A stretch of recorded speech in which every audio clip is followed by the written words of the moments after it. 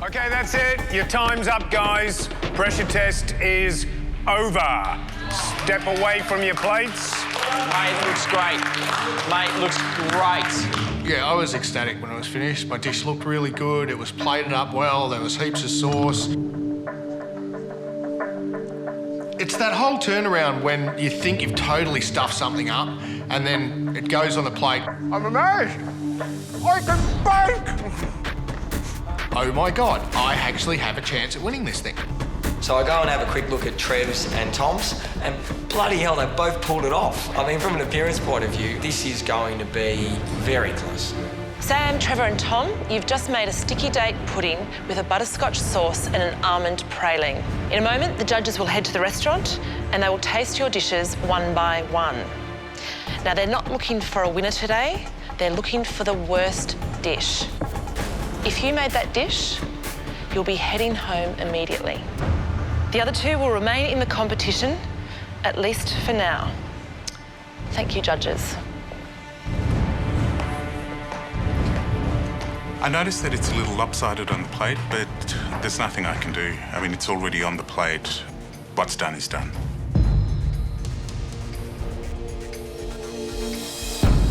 It's my turn to take my dish to the judges. I'm proud of what I've done. I just hope that they see that I've really pushed myself today.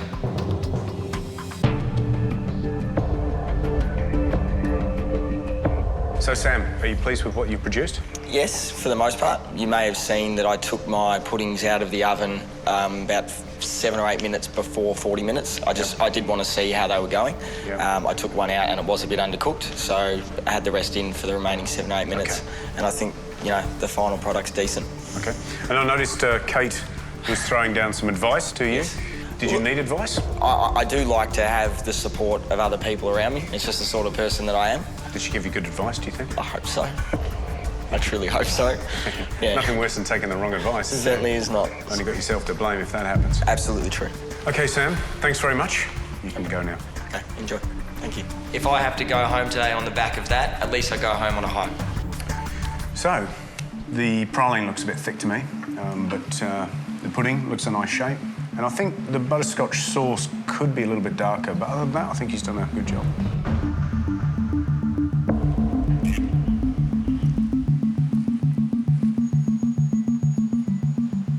You know what, that's really nice. Sam's done a good job in terms of baking the pudding, I think. And he was probably right to put it back in the oven when he did.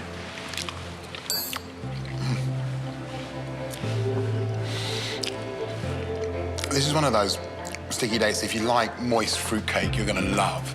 You're just going to love that kind of when it's a bit gooey in the middle.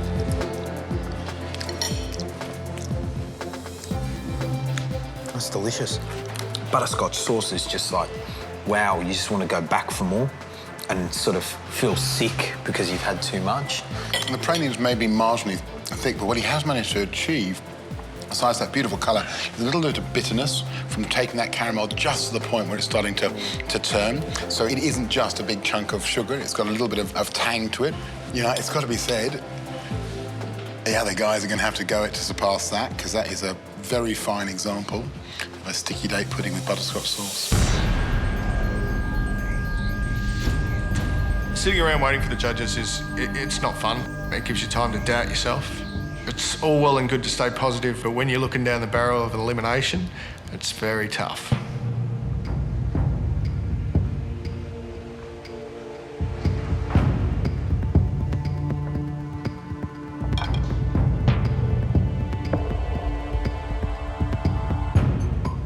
Trevor, how do you think you went? It tastes really nice. I think I did really well. I mean, there were a few teething problems. I screwed up when I used the brown sugar to make the praline. Luckily, I actually realised that it was way too brown in the pan. That cost me like 10 minutes, but I still managed to plate up, so happy. Would your wife be happy with that? I think she would. She would love it. Did you have a little trouble taking the pudding out of the mould? It's not something I've ever done before, so I did run a knife around it, but Yeah. I don't think I did it, you know, as precisely as I probably should have. Okay. Trevor, thank you. Thank you. I know I cooked a good dish today. I know I can cook. I know I deserve to be here. So I just hope the judges can see that. It looks good. I reckon he has had a little bit of trouble getting it out of the mould. You can just see where he's torn the pudding on the outside, certainly on one side, where he's popped the knife in and turned it round to turn the pudding out.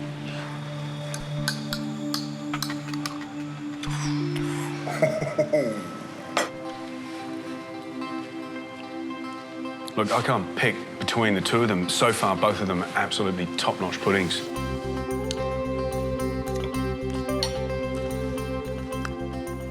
Oh, it's wonderful. It's beautiful. The pudding's deep, it's rich. The caramel sauce has got this extra little bit of vibrance compared to the last one. Mate, they are delicious. That butterscotch sauce is... That's liquid gold. It's amazing, isn't it? There's a very small difference, maybe 2 minutes in the pan that's got it a little bit darker, but it just lifts that sauce for me from being sweet to just having that kind of slightly, not quite caught, but almost caught, slightly kind of caramelly flavour, molassesy flavour. It's absolutely delicious. Wow, well, we've seen two quite amazing dishes. I'm nervous. I'm nervous about what they'll say because, I mean, I find fault with my food, so they'll probably find something wrong with it, and I just have to wait and see.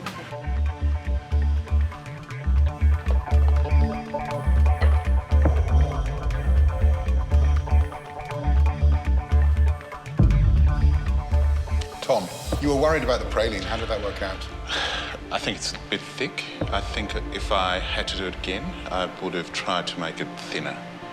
Do you think that's a good enough dish to carry you through? I would hope so. I've seen the other two, and to be completely honest, I think it's going to be very close. I would like to think it's very close.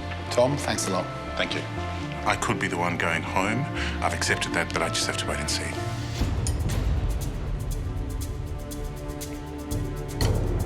The fact that he has tipped the pudding over and poured the sauce onto the bottom as such rather than the crusty top, it's soaked right the way through, so it's really soft and really gooey, nice and sweet, really nice and datey as well. Beautiful pudding, really well made, caramel's delicious. If there's any criticism, it's just a tad paler than the last two. Try that bit because that's got more nuts in. When you bite that, it fractures, it shatters in your mouth. There's none of that sense your teeth are going to break. It just goes like that. And again, it's got that caramelly, burny flavour, which is beautiful. That's fantastic. Beautiful. Wow, this is going to be so close, huh? I mean, this has to be the closest pressure test we've had. It's going to be hard to decide who's going to go home. I am not in a good spot, actually.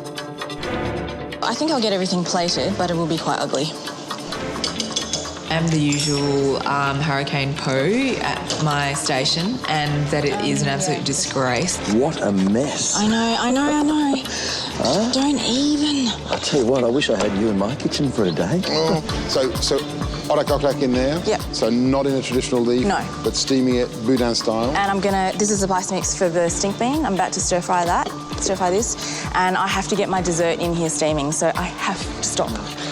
Hey, we'll get over your hair, Poe. Okay. I just can't believe the mess you've got here. I know. I'm sorry. It's unbelievable. I'm starting to realise that my little flaw of being messy is actually a massive flaw.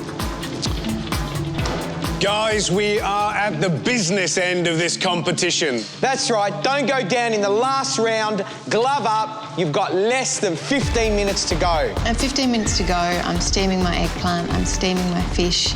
I'm just sort of getting the last finishing touches of everything done so that I can plate up in time. I can see the light at the end of the tunnel. I can see that I'm going to have things done, and I think I'm going to have enough time to plate things up really nicely.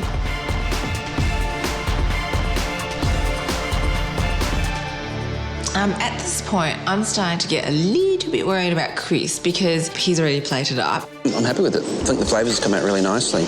His dish actually looks very traditionally Malaysian, and his dessert is not a bad effort. Possibly, he could overtake me with his main. I've got plenty of time to spare. I've just got to finish off my dessert now. You've got 5 minutes to go. 5 minutes. 5 minutes to go equals freaking out. I was just doing everything at once. Dessert, then main, then dessert, then main, going back to one another, and I wasn't concentrating on just one. You have 1 minute to go. At 1 minute to go, I'm manic. I have to rip my eggplant out of the steamer. I don't think it's 100% ready yet. I'm sort of just chucking everything on the plate. 1 minute to go and I'm attempting to cook my spring roll. The oil is just not hot enough. I must have turned off the burner and it was just warm. You have 30 seconds to go. And when I ask you to put your tools down and step away from the stoves, please, please do so.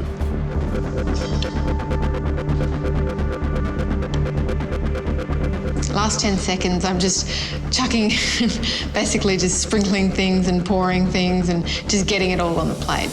You have 10 seconds to go. I was counting down and they still weren't browning. And, you know, I had my tongs ready to go when time's up. 3, 2, 1. That's it. Step away from your benches, guys. And it was just, damn it, why did this happen to me again? Once the challenge is over and I look at my 2 dishes, I don't think they look good, so I'm really disappointed. Just have to wait and see now. It's a guessing game. It was always going to be a guessing game.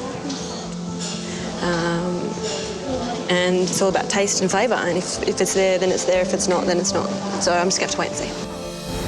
I'm very nervous because I've been banging on about how I want to cook, you know, Malaysian this whole time, and then for me to sort of fall short of that would be quite humiliating. Pad Thai with a sambal paste and stink bean and fish custard. A glutinous rice dumpling stuffed with pandan leaf and palm sugar.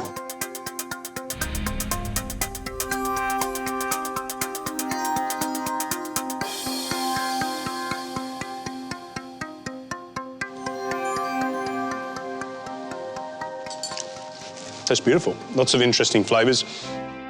It's just really fresh and vibrant. I love it. I love it. It's fantastic.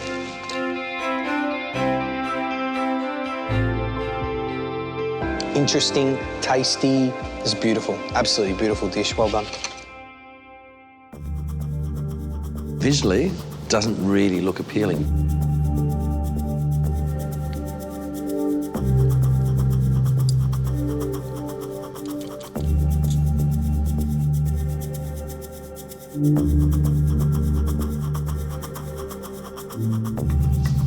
Well, that flavour really packs a punch, doesn't it? I'm quite happy to have another spoonful of that. Overall, pretty good. I think you outwitted them, outsmarted them, and you're probably here to stay for a little bit longer, I'd say. Cheers. Thanks, Matt. I was absolutely going to use this advantage to its fullest, and by picking Malaysian, I did do that.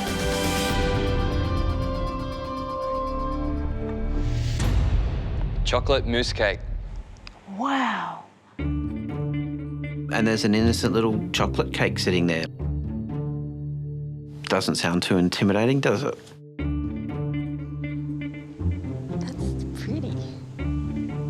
Adriano, a scale of 1 to 10, how hard is this dish? 10. That's incredible. 10. Adriano, how long do you think it's going to take our contestants to make this chocolate mousse cake? 3 hours. 3 hours. 3 hours. Why the hell are they giving us 3 whole hours?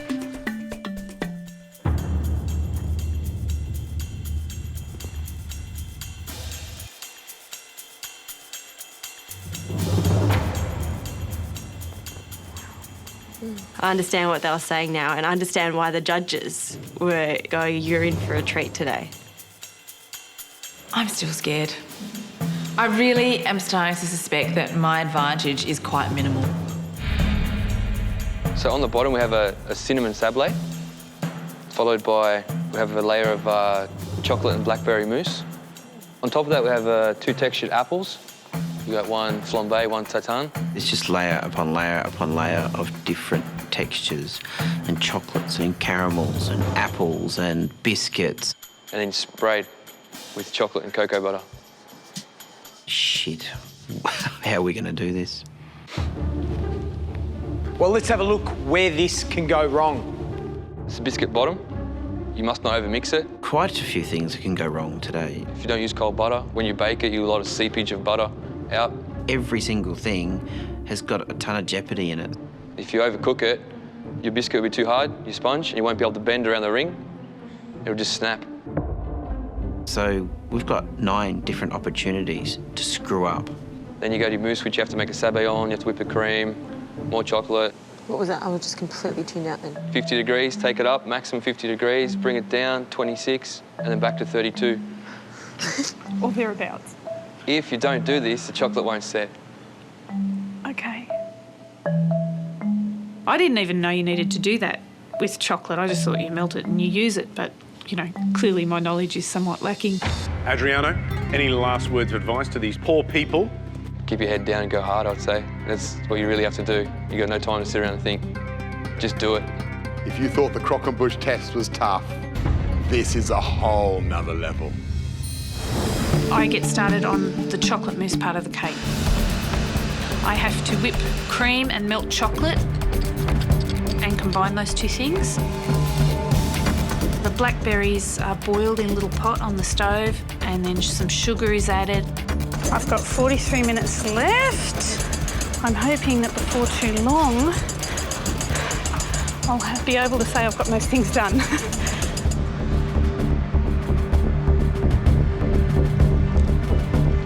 And now it's time to move on to the jacon. There's 2 layers in the cake and it's there to separate the gooiness of the caramel and also the apples. I haven't even assembled my cake and that needs to go into that thing.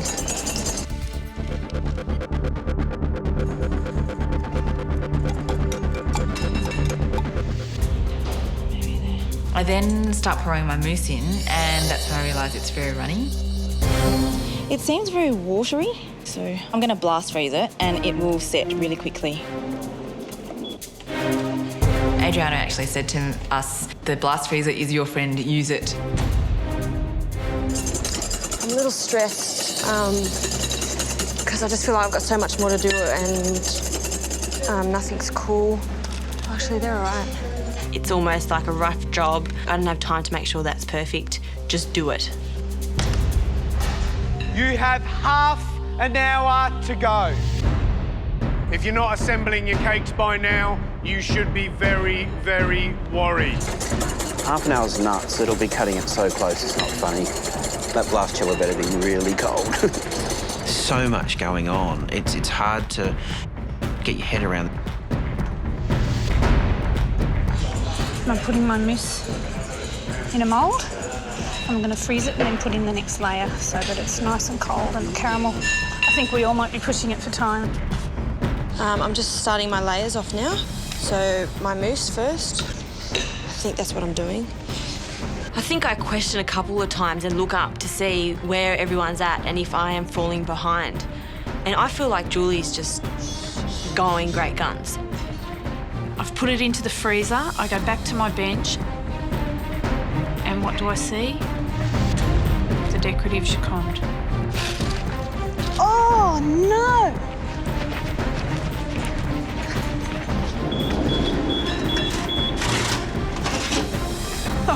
Oh, God.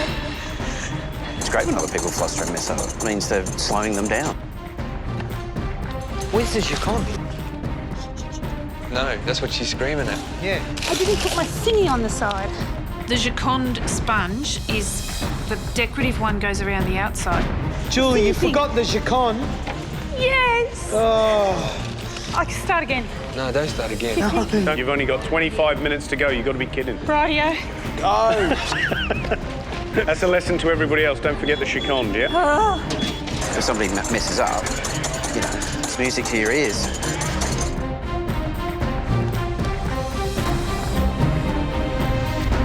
You have 15 minutes to go. I can feel the stress bending the walls.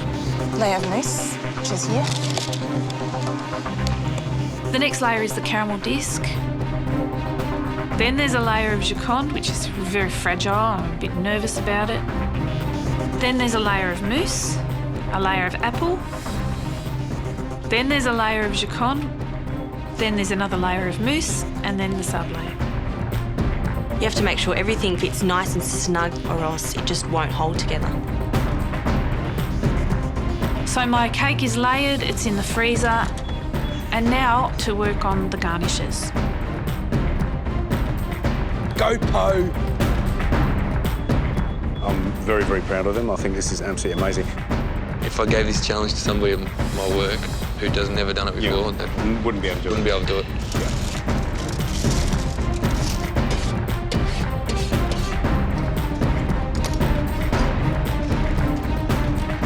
As I put it onto the bench to unmould it, I have my first real moment of fear. I'm about to unmould my cake.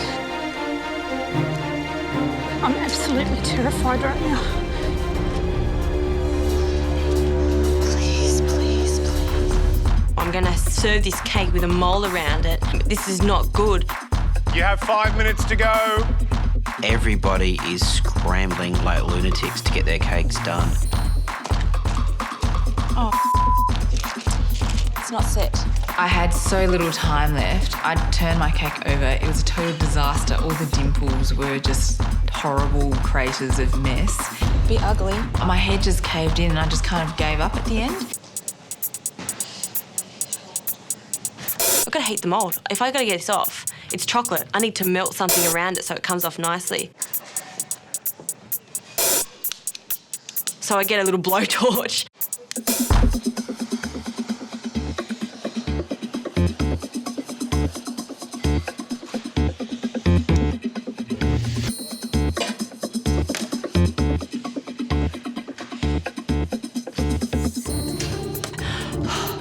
Thank God. I know that I'm the first person to spray because I haven't heard anybody else's spray guns going. Is that the right noise?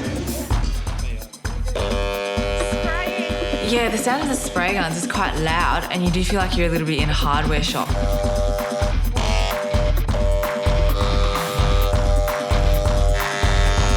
And I just spray the hell out of that cake.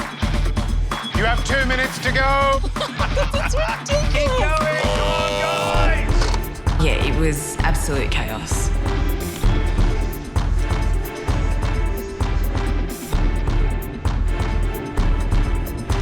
You have 1 minute to go. Oh no! Oh shit!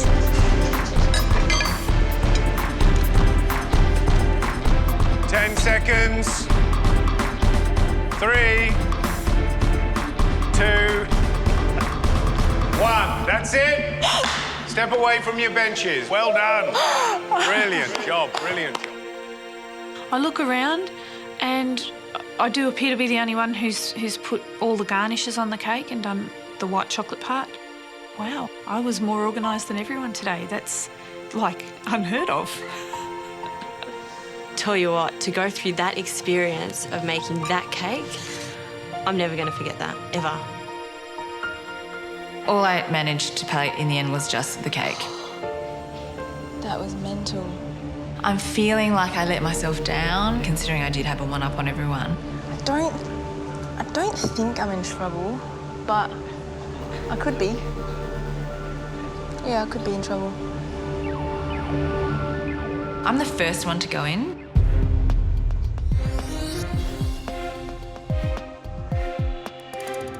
And when I plonk the cake down in front of them, I kind of have a little bit of a nervous giggle. Because it looks hideous. And when I cut into it, the caramel is very sticky. I was just mashing the cake so much that when it got to Gary, it was just not even recognisable as a slice of cake. Thank you. Thank you. You can leave us to taste. Okay.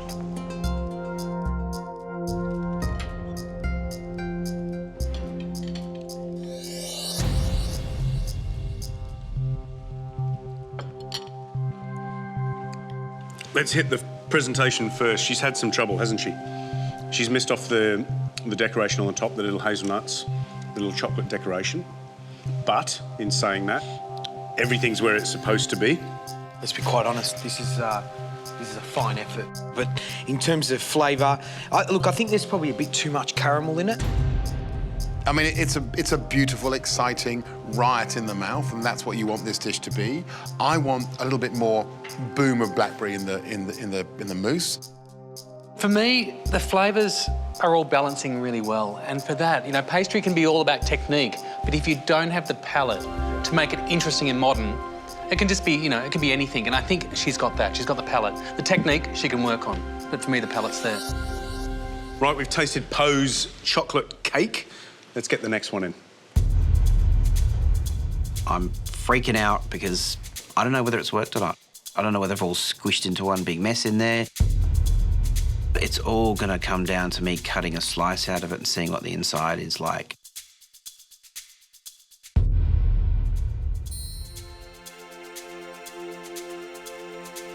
I'm over the moon. It's just perfect inside. It's looking good so far, Chris. Nice layers, beautiful. I'm feeling like $1 million. Chris, thank you. We'll taste now. Thanks, guys.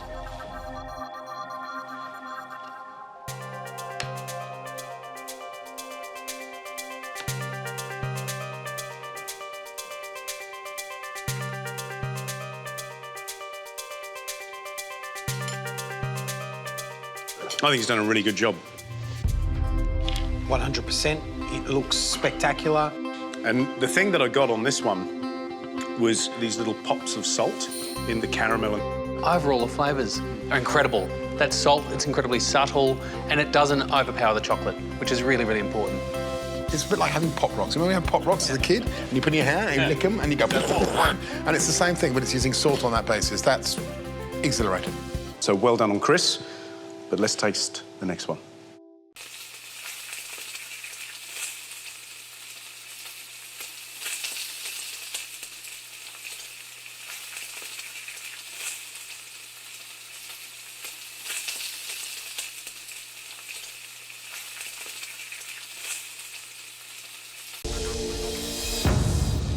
Julie Goodwin is a 38-year-old mother of 3.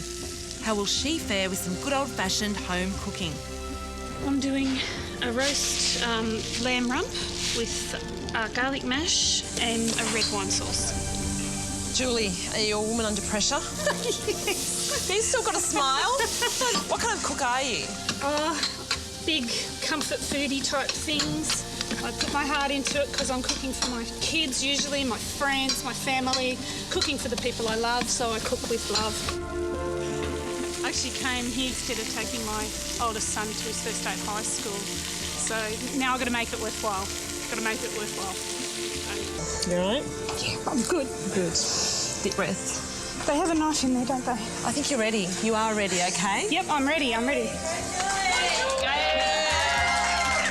Everyone's behind you. Off you go.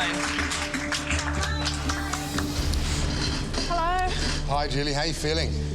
Oh, I'm really, really excited to the point of terror. Right. Gonna unload your stuff and start cooking? Yep, I'm going to carve and plate for you and just reheat my sauce. So, why MasterChef? I'd like to be good fast food, that people can come in, take home a beautifully cooked, fresh food, family meal, put it on their table, and it's home-cooked food. It just wasn't cooked in the home it's served in. Lamb and mash.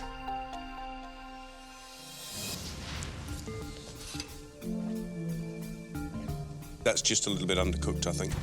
But the lamb's nice. It could do with a bit more seasoning for me, a bit more salt.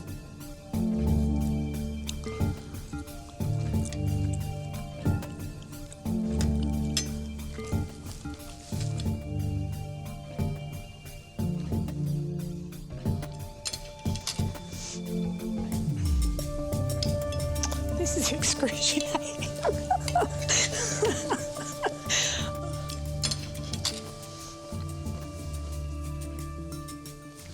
Come here.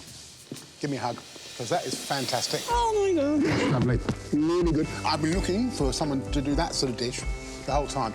Real home cooking that tastes of food and flavour. So really well done. Thank you so much. Well, the verdict. Well, look, I'll go first because really, I think you know what I'm going to say. I know what you're going to That's a monster yes from me. I love it. Really good.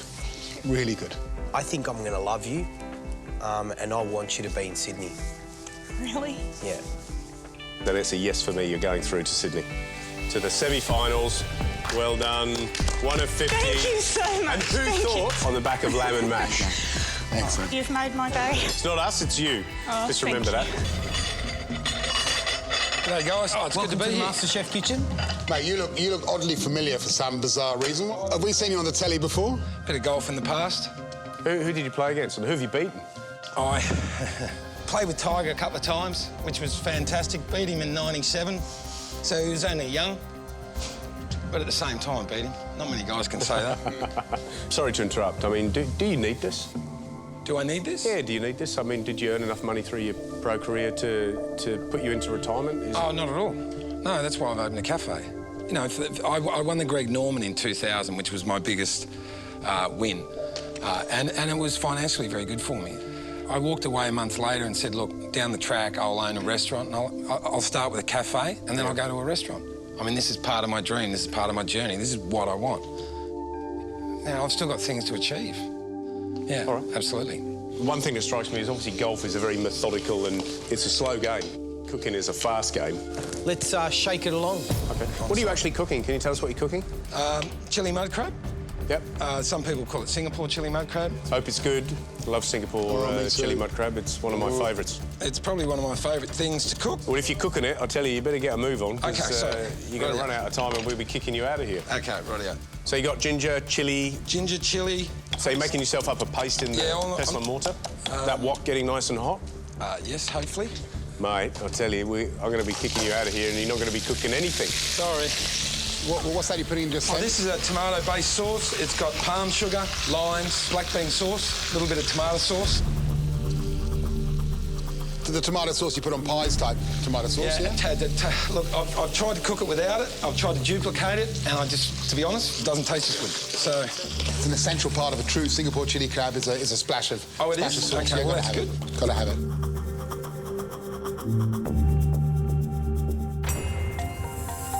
And there you go, guys. My Singapore chili mud crab. This is, let's be honest, this is how you do it. Main thing is, do you like it?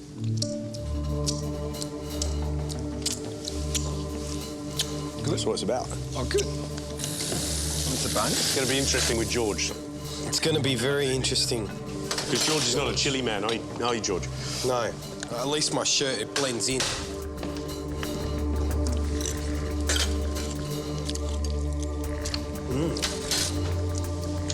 That's good. That's an enjoyment sound. You know, it's tricky because, you know, you picked a dish that Gary and I really love and that we've tried lots of versions of it. I like you're really humble, you know, even though you've achieved some fantastic things, you've been on the world stage. And I think that's an amazing quality in a human. And for me, it's a yes. Oh, thank you very much. But I sat in Darwin and had that same dish 2 months ago and paid $65 for it, and your version kicked the arse of that expensive restaurant. So I'm going to say very solidly, you're a yes to me, yeah? Thank you. Wow. Wow. High praise indeed. I've eaten some really nice chili crab. I just want to eat, I'd eat the whole lot, mate. I would eat the whole lot. So based on the dish, regardless of anything else, it's a massive yes. So, well done. From professional golfer to amateur MasterChef, really, isn't it? There you go. Congratulations. Oh, thank you. I'm tired, nervous, and suddenly all after nothing. It's just suddenly all happening. 23-year-old Julia Jenkins has a lot riding on MasterChef. Basically, I just quit my job. I really wanted to just move into the food industry. I made a very big and a very scary step. Yeah, I am a little nervous for her. Yeah. I hope she goes well. Yeah. She's very passionate about food, so... So, today I'm cooking a roasted tomato capelletti. That's a filled pasta. And I'm also making a dessert. And this is a baked ricotta, a pudding. Good luck, darling.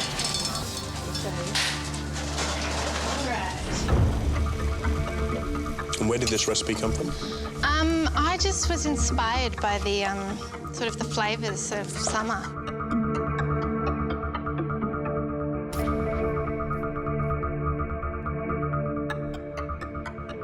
What's inside the zucchini flour? It's a little bit of herb ricotta. What would it mean for you to go next round? It would just, it would mean the world. I don't think I've wanted anything as much as I've wanted this before. Like, How do you feel if you don't get anywhere? I'd feel pretty gutted.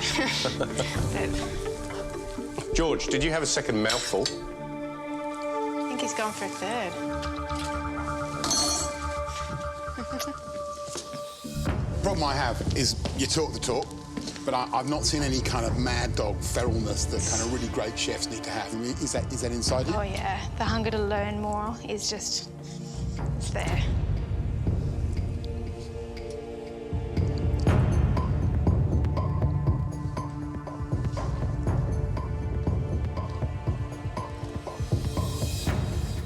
Ooh, it's a tough one.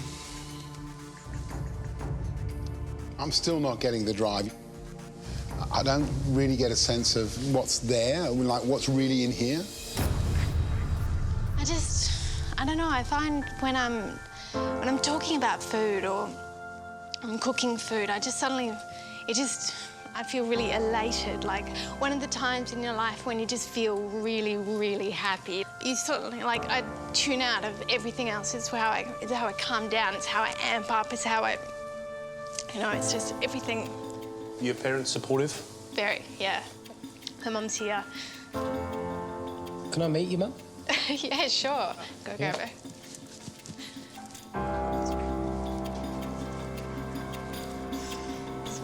Mum?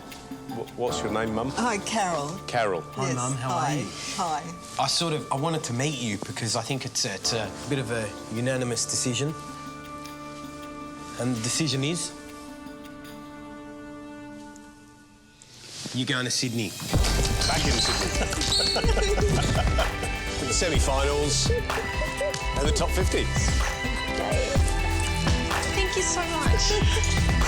Well done. Come on, give me a hug. All right, gentlemen, how are you? Andre, how are you, mate? That's good, how's things? Yeah, OK.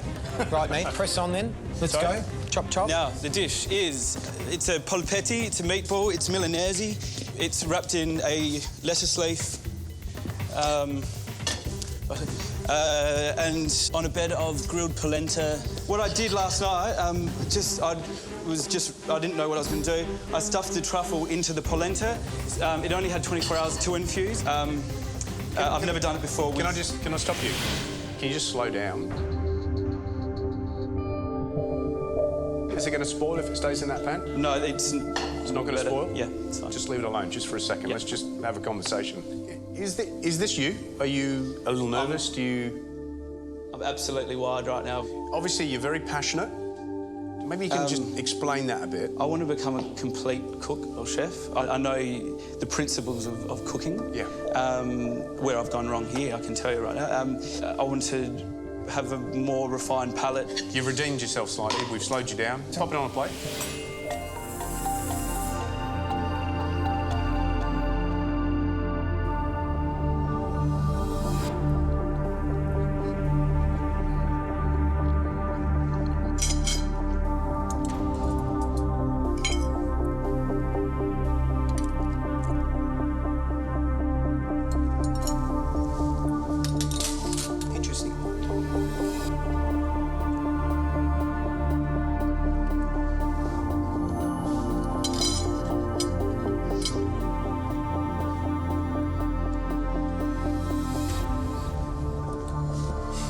So.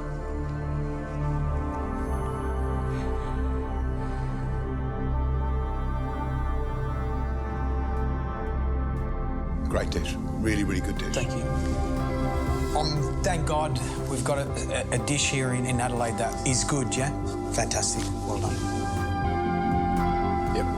from a cooking point of view, it's an absolute definite yes for me. I want you to go to the next stage. I think you can go all the way. I think you could be the winner if you put your mind to it. Yep. So, gents, great job. Looking forward to seeing you in Sydney. Yeah, thank you. Cheers. Adelaide has recovered itself. We have had a good meal. Thank goodness. Hallelujah! So I'm going to give them something pretty challenging, really, because it's definitely acquired taste and texture. So it's like a gnocchi, that's what I was thinking, Yeah, it is, like a small... but it has a much springier texture. I can almost guarantee you none of the three of those judges would have tried this dish ever. Hello! Oh, you're back! I'm back! Here it is. Do we go up? Let's go up. So these are the abacus beets. It's made out of fresh yam.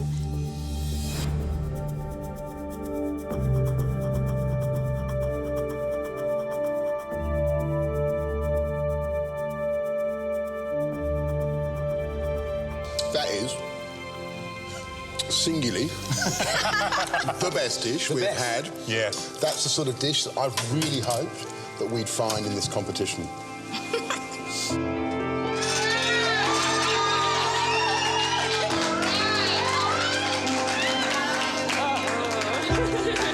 So, what are you making?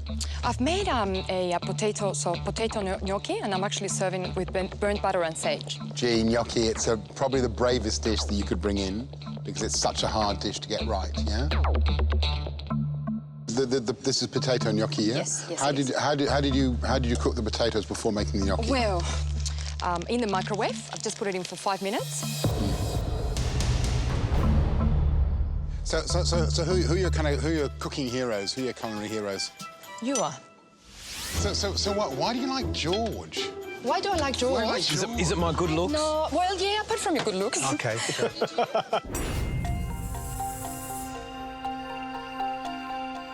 All right, we're going to taste. All righty.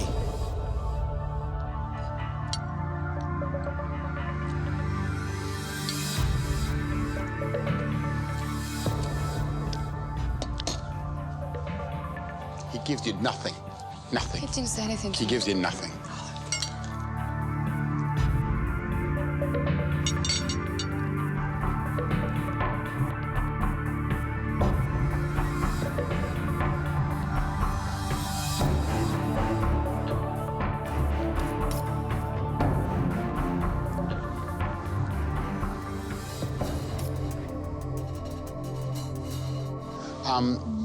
That's pretty darn impressive, I've got to say.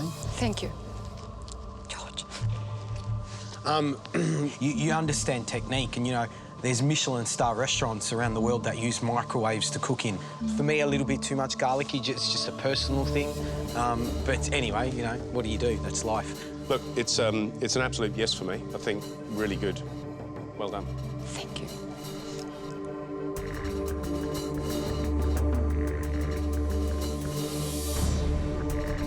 I think from both of us, sadly, we're going to have to say yes. Oh, thank you so much. Thank you, thank you, thank you.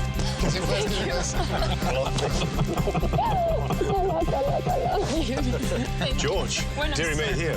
Thank you so much. Thank you. I feel slightly uncomfortable. Sorry. I think you were going to say no. Thank you so much. So I hear you've had a long drive, is that right? Where are you from? Definitely, Mission Beach. Mission Beach? Oh, wow. What are you going to cook for us? Strawberry and lime, sweet chilli coral trout. Strawberry lime? Yep, sweet chilli coral trout. Let's go. You've got to convince me on this one. Spear caught. Spear caught. So you caught this yourself? You didn't buy it from Fishmonger? Sure did. So where did this recipe come from? The back of my forehead, basically. Like, something simple. It's coral trout. Yeah. It sells itself. Yeah. Don't have to do much to coral trout. So tell me about your family situation. You got kids, wife? A wife and a son. My wife wasn't given long to live, and she sort of. It's a bit hard for me to say. Sorry. No, that's all right. Did she have a terminal illness? Did you say? Well, according to modern day science, she did. Yeah. They did everything they could for her, and still. What was it? Was it a cancer? And I proposed to her, took her away, and we came back 3 months later, On our wedding day, she told me the doctor had rang her up the day before, said, "You've got the all clear, we can't find anything wrong."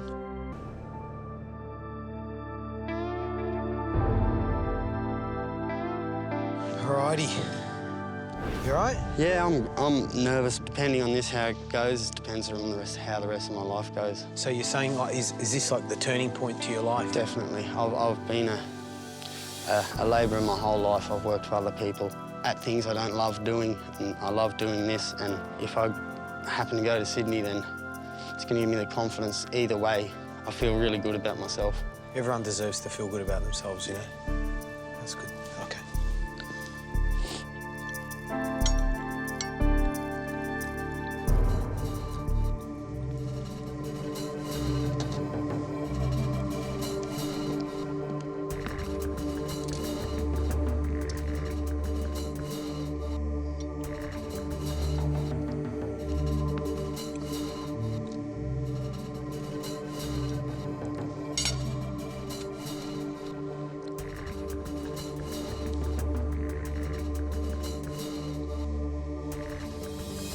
Obviously, you've driven down from bloody, you know, Mission Beach.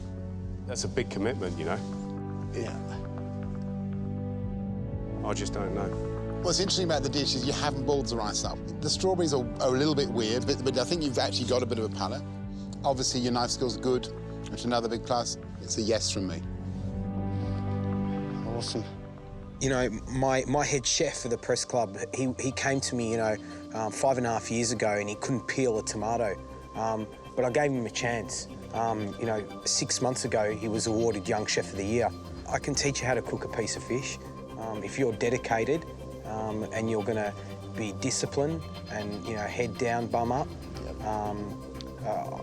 it's a yes from me. OK. MasterChef's greatest long shot, Jared. You going awesome. You're going to Sydney, mate. Beautiful. Thank you guys so much. Yep. Thank you. Well done. Let's hope you can pull the stops out, mate. Yeah. Do it round and do it up in front of you. Looks pretty good on you. Thanks, Jared. Looking forward to seeing you in Sydney. You will. I'll be there. He's either going to go one way or the other, and let's hope that this chance that we're giving him is going to work for him. Yeah. So we got the family. We've got the Luton family. Is it Luton? Got my sister in, Melissa, a.k.a. Nonna. Why a.k.a. Nonna? Because I've been making pasta de nonna. Right, OK, then. I've made tortellini with sage butter sauce. So Zach, who's the better cook? We're both very different styles of cooking. Melissa, I would say, is more intricate, more delicate. I'm more explosion, inventive, visionary. I'll get in the kitchen not knowing what I'm about to do and just go for it. What do you love about her cooking? Well, one thing I always love is just that plain, simple food. Plain, simple food? Because it's delicate. It's plain and simple. Plain, simple. There's delicate. nothing wrong with plain, simple, And it just Melissa. brings that light subtlety through. So what she's done today is just that light, subtle flavour. We've got two dishes, brother and sister. Explain to me what we've got here. We've got duck. Yes, I've got a stuffed rolled duck with my gobble-gobble stuffing. OK, and what do we got here? Bug and sage tortellini.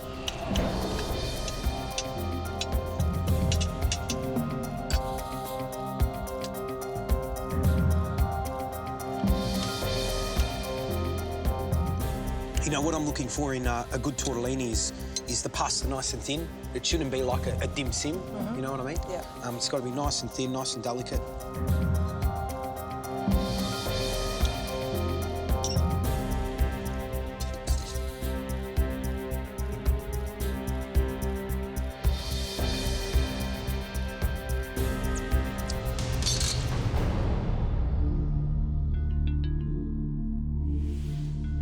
What should we start with? Start with the... tortellini? Tortellini, yeah. I think it's not the best tortellini I've ever tasted. It's not. But it's pleasant. You've rolled out the pasta really well, and it's a lovely technique to know. There's not many people that know how to make pasta dough, let alone roll it out. So well done. Pretty good job. Your food is my sort of food. Absolutely 100%. It's a really beautiful, simple, clean dish. Are you good enough to go through to the next level? That's the question. Now, Zach, if we asked which one of you should go through, what would you say? there's only one position going and you're going between the two of us, I'd say to take her, let her rip. I'm good at what I do, and whatever I do, I'll fall well. You're getting upset. I actually never expected Zach to say that. Yeah, it's like I'm really touched. The dish is definitely good enough to go through for me. It's a yes from me. From me, it's a yes. So you're through. You're through to the next round. Zach, I'm sorry. Give her a hug, mate. Give her a hug. Go on, give me this action. You should do the honours. A combatant. Number one. Here we go. And wish you luck. Well done. Well done. Fantastic. Hello. How are you? Good, thank you.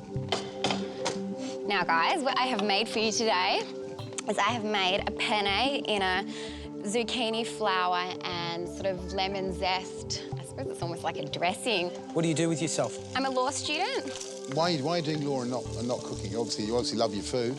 My mum always convinced me that, you know, go get your degree, then you can do whatever it is that makes you happy. So that's what I'm doing, and sort of practice my cooking in the meantime. So you want to open up a restaurant? You want to be a chef? What is it that you want to do? I would love to open a patisserie. I'd love to be a pastry chef. So why aren't you giving us a dessert today? I am giving you a dessert as well. As well? That's my hidden surprise, boy. You need to moto. You need to moto. What have you got We there? have one banana tart tartan. Let's go. Let's go. All right, yeah. Let's taste Ready it. to go.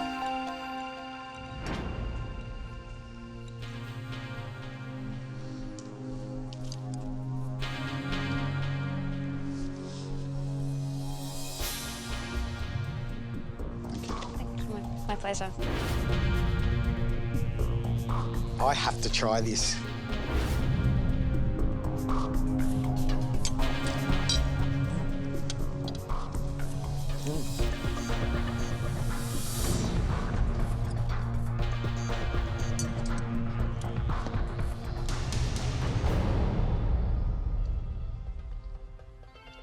It's the first thing I've enjoyed all day.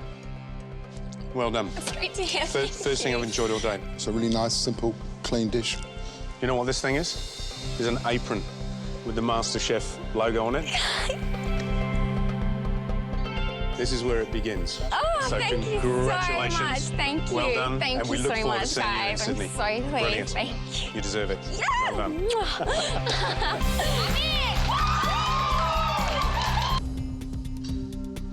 It's a long, painful walk, isn't it?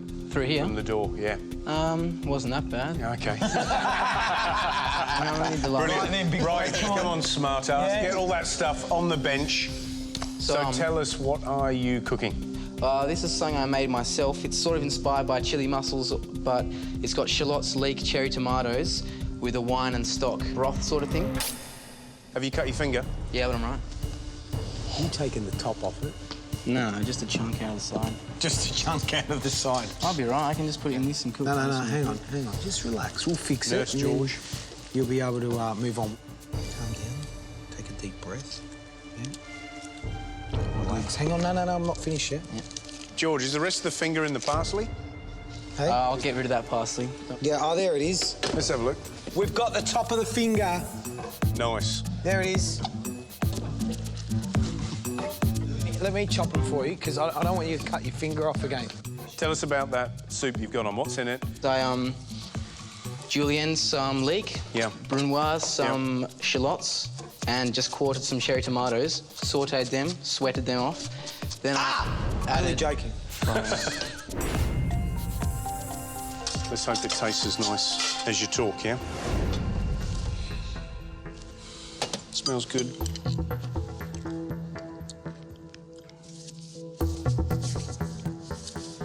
I like it. Some good thought. You're a young man, you know. Some good. I couldn't cook like that at your age. No way.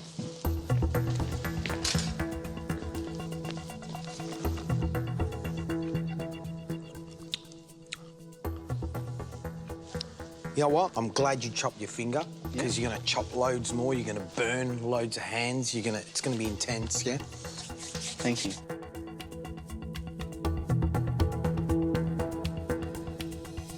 You going to Sydney, mate, from me? Yeah, absolutely. Absolutely. Yeah. It's a fait d'accompli, as they say. Yeah. Really, really good. We're very, very, very pleased to have you on board. Fantastic. Tell us what you're doing. Went down to my butcher and I said, well, have you got a nice lamb rack for me? So Max, my butcher, grabbed me out a nice lamb rack and that's what I decided to do, a lamb cacciatore. I'm just going to season the lamb before I chuck it in the pan, just so that it's actually got a little bit of flavour to it. Yeah, never going to cook in time. I have actually made one earlier. Thank goodness. So what I'm going to do is I'm just going to show you what I did and then I'm going to swap it out for the sauce. So did we ask what the dream was? Are we going to open a restaurant, a cafe? I want to be a celebrity chef. I want your bloke's job. Oh. You did say that Submariners were a bit weird. Oh, we are a bit weird, but what do you do? Let's pop this up.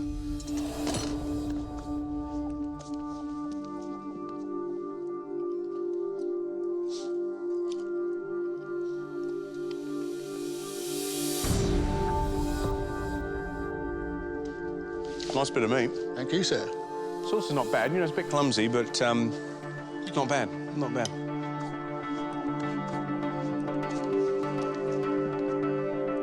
I think this is nice. If you just draw a line there, because that there's just, yeah, it's not good.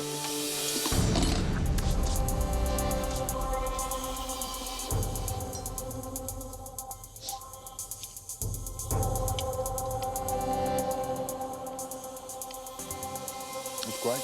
Thank you. You know what, though? I want to find out, are you pulling out plonker? I mean, are you for real? I would love to open a restaurant that serves good, wholesome, home-style food to the public. With me and my wife, side by side, you know, just serving the general public and feeding people. That's what I want to do. Yeah. What do you reckon? You're a yes for me. Thank you. And oh, yeah, I'm a yes, for sure.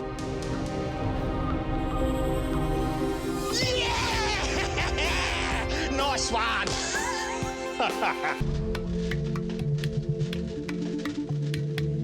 Hi, Aaron, quick as you can, please, and tell us what you're going to cook. OK, I'm doing a seared Canadian sea scallop with sphericated pea. So you're a bit of a fan of techno-emotional modern cuisine, are you? At the end of the day, there's no new fish jumping out of the sea. We're not, you know, there's no new herbs that people are growing. So, you know, this is the way of redefining textures, putting new flavours together, and just being out there and courageous. What you're basically doing there is you've taken a load of peas, which are round in the first place, and you've essentially made them into a puree, and then you're making them back into a pea, isn't it? Yeah, but it's a different texture to a pea. This is a burst of flavour. It's not a pea in its essence. It is. And the people at home will be saying, I just don't get that. Yeah, I really just wanted to try and be different. OK, let's taste it and we'll see what it's like.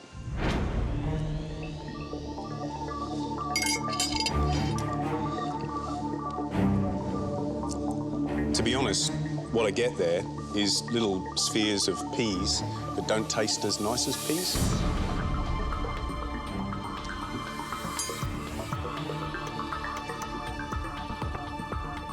The problem with this food is it's very, very, very easy for it to be wanky.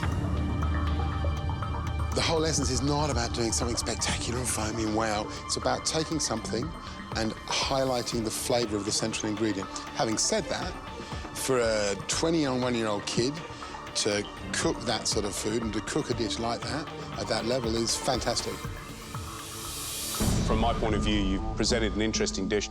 If you can temper a little bit of this need to show off this way and concentrate on some basics, then I think you'll do well. So from me, I'd like to see you in Sydney. It's a yes from me. Thank you. I'm really impressed about what you know. And I do want you to come to Sydney, but head down, bum up. So it's a yes from me. This country has yet to really embrace this style of food, and that's a concern. But that's a yes from me. Cheers, thank you. Are you going to Sydney? Oh, thanks. Yeah. Look, you've impressed us enough to go, so well done. Thanks. 1 of 50. What a chance, yeah. huh? Well, I'm nearly in tears. I'm so happy. It's OK, you can cry. Yeah, it's like... speechless. You all right? Yeah. Go on, do your apron up, and I'll give you a hand to pack down, yeah? Shit. Well done. Hi, Sarah, welcome. Hey. Congratulations on making it this far. Thank you so much. I'm out to prove that vegetarian food can taste good because I'm vegetarian. So what did you do? So what I Go did, step by step. roasted some beetroots up. I used kind of rolly rice rather than arborio because I find that it holds its shape a bit better. Good decision. I chose to use the goat's cheese and the walnuts, partly because I really like contrasting textures. You've obviously spent some time thinking about flavours. Can you talk about your relationship with food?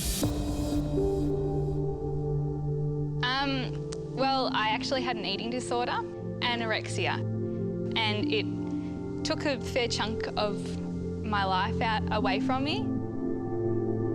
I know it's going to sound really weird, but my eating disorder has actually helped me become a better cook.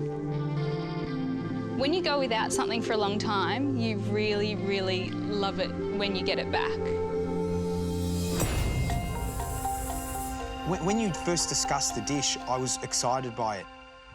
I'm not actually really excited now because I hate moulded rice.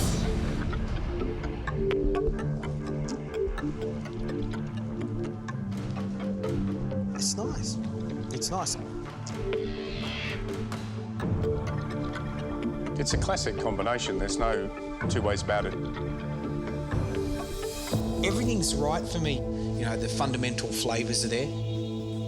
What really impressed me is your understanding of texture, and it's a thing that so many chefs forget about. You're in it for me. Really? You know, I think there's something there. You're a yes for me. You want to do the honours? Thank you so much. There you go. So we look forward to seeing you in Sydney. Thank you so much. Hi, Linda. Hi. How are you? Good, thank you. What's the dish you've got on the... Today I've got a rice pudding, a blueberry rice pudding with violet reduction. But you're obviously very lucky. You can travel. You know. I'm not really sure what you want to get out of this. What's a great achievement of yours? I competed in a beauty pageant contest last year. My mother was diagnosed with breast cancer. I was dealing with that.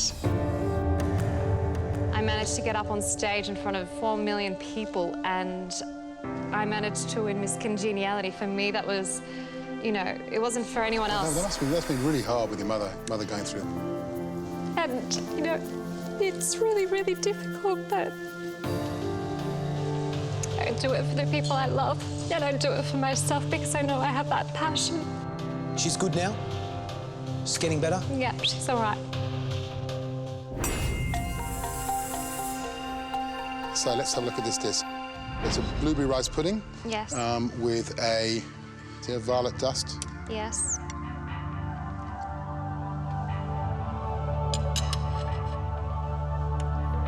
You talk a lot about how food looks, and this is, I think, probably the first dish that looks like it's come out of a proper European Michelin-starred restaurant, and that's fantastic.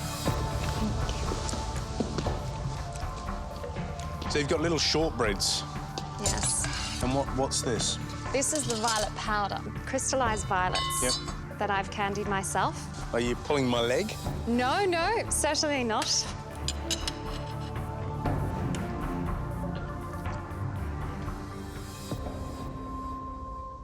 Listen, what I'm imagining in Sydney is these 50 great people that are passionate, that are driven. They'll be sweating, they'll be crying, they'll be laughing. Are you able to tick all those? Yes. Yes, yes, yes, yes, yes. You're in it for me. Yep. You're in it for me. Yep, for me as well, then. Thank you so much. Thank you. I gotta go. Thank you. G'day, guys. Good afternoon. How are you? So, what are you cooking for us today? Today, I'm doing an aglio olio with pancetta, rughetta, cherry tomatoes, and finished off with some grana padano on top. Why do you want to do this? What's MasterChef Australia going to do for you? MasterChef, for me, is going to enable me to introduce food into my wine store. That's my whole ambition in life, is to do that. And you see yourself doing the cooking? Yeah, I can. Who's going to run the wine business? Well, I've spoken with my wife. She's actually, we've actually got the similar passions. similar passions. We cook a lot together. You sound like you're a team. Is she fully supportive of you? She is, yes. It's smelling very good, I got to say, even over here.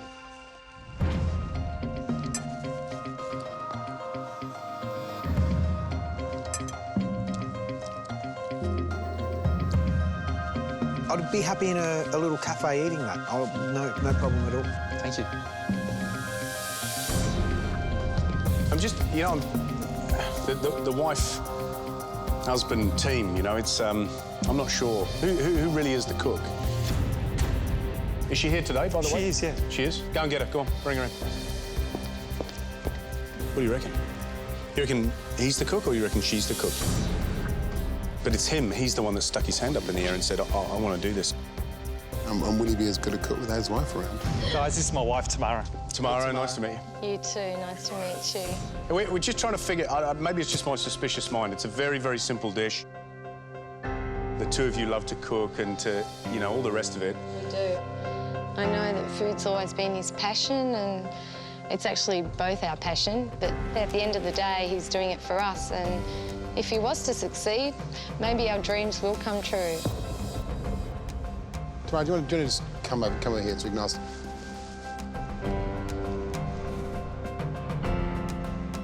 There's nowhere to hide with a dish as simple as that. There's also a real shortage of properly cooked pasta, and that spaghetti alla carbonara is impeccably cooked. Well, I reckon it's a yes from me.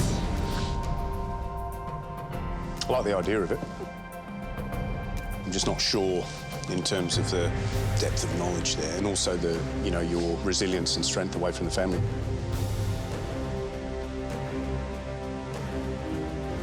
But I like it, so it's a yes. It's a yes from me. It's a yes from me. Tamara, I think you should probably do the honours. Don't forget, over 7,000 people applied for this.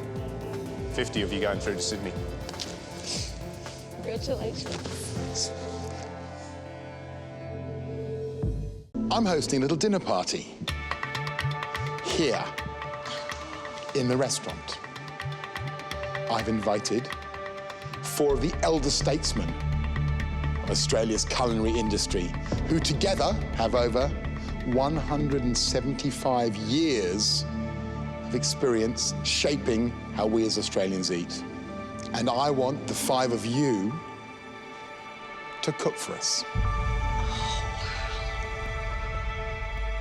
In the morning, you will be given $100 each, and you'll have 15 minutes at Coles supermarket to shop for your ingredients. Hi. You will then have 1 hour to make a dish you think will impress our VIP guests. Your time starts now.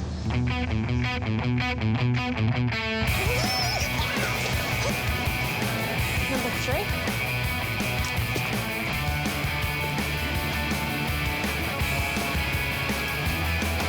If you're listening to this, you have 7.5 minutes to go to get all your shopping. 7.5 minutes.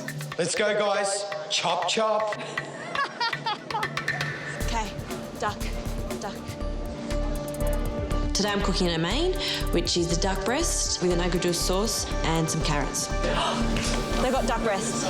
I think I got everything. You got everything, did you? Come on, I think I did. Go. I don't know how much. I think that's everything.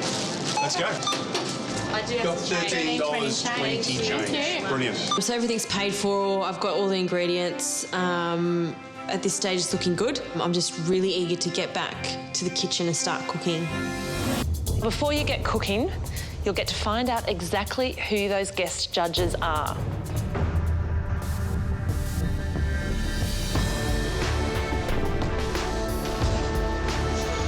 We see these 4 very, very special guests. Margaret Fulton, Armando Pacoco, Jacques Raymond and Chong Yu. Oh my God. The dish I'm making today is sort of a play on the duck à l'orange with that sweet and salty sauce that breaks through the fat of the duck. Just roughly chopping onions, celery, other bits of aromats. Putting that in with my beef stock, and then letting that simmer for a little bit just to get it extra flavour, I guess. There's just so many bits and pieces that need to be done.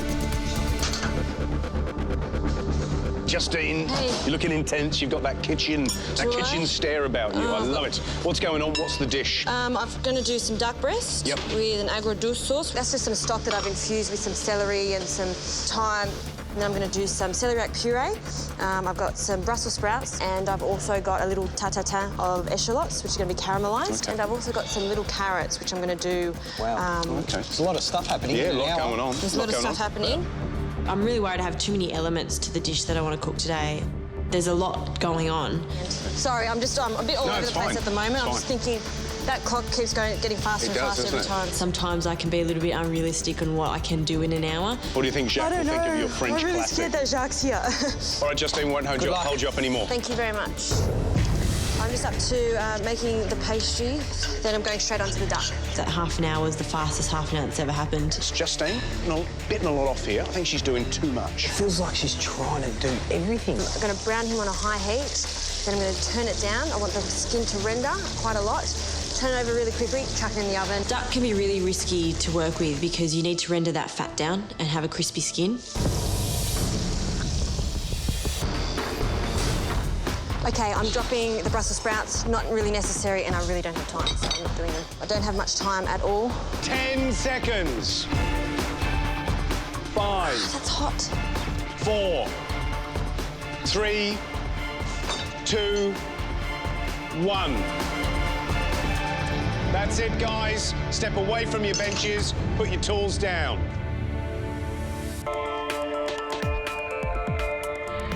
I've done a main course of duck breast with an agua dulce sauce, celeriac puree, and a caramelised echalot tatin. You know, when I saw this dish, I said, what is the season? Winter. Braised carrots, shallots, celeriac, and your sauce begamot. I think it's fantastic what you've done here just on thinking. Before even I look at the dish or before even I taste it, I know then she has made a perfect seasonal dish. Wonderful. It is an amazing feeling that Jacques Raymond could tell me something like that. And I just hope that when you taste it, you taste the flavours that I'm trying to express to you today. Thank you, Justine. Thank you. Thank you. Wow. It's very good. Unbelievable, the lightness of this puree. Very good. Good. Oh. That's good. The sauce. Yeah, the big with rat. the duck. Beautiful. That's the big advantage of that dish, really, I have to say. Yeah. And when you taste the sauce with the shallots, it makes the whole osmosis work together. Beautiful. No, it's got a lovely mixture of flavours, each one sort of complementing the next one. That interesting notion of a modern dish, that it's a hearty dish but actually eats quite light. Yes. That you've got bags of celery flavour, loads of sweetness from that shallot, a good robust duck flavour. Look how exciting it is when we get a dish like this. Everybody talks together. We get energy. We got pleasure. All the ingredients in one plate are working together, complementary to each other. I like the recipe. You like the recipe? It's beautiful. I'm going to reveal the scores from the highest to the lowest. So first of all, who won yesterday's challenge? The total points awarded out of 50 were 47. 47. The winner of yesterday's challenge is Justine.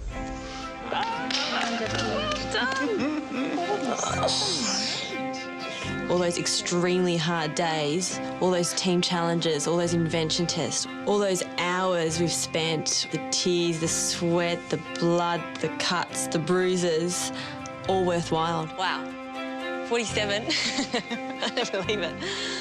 Justine, I gave you a 10 because I thought it was an impeccable dish, and that's rare for me to do. 10, Daddy? You gave a 10? It was very delicious. Look, you weren't there, you didn't taste it, it was fantastic.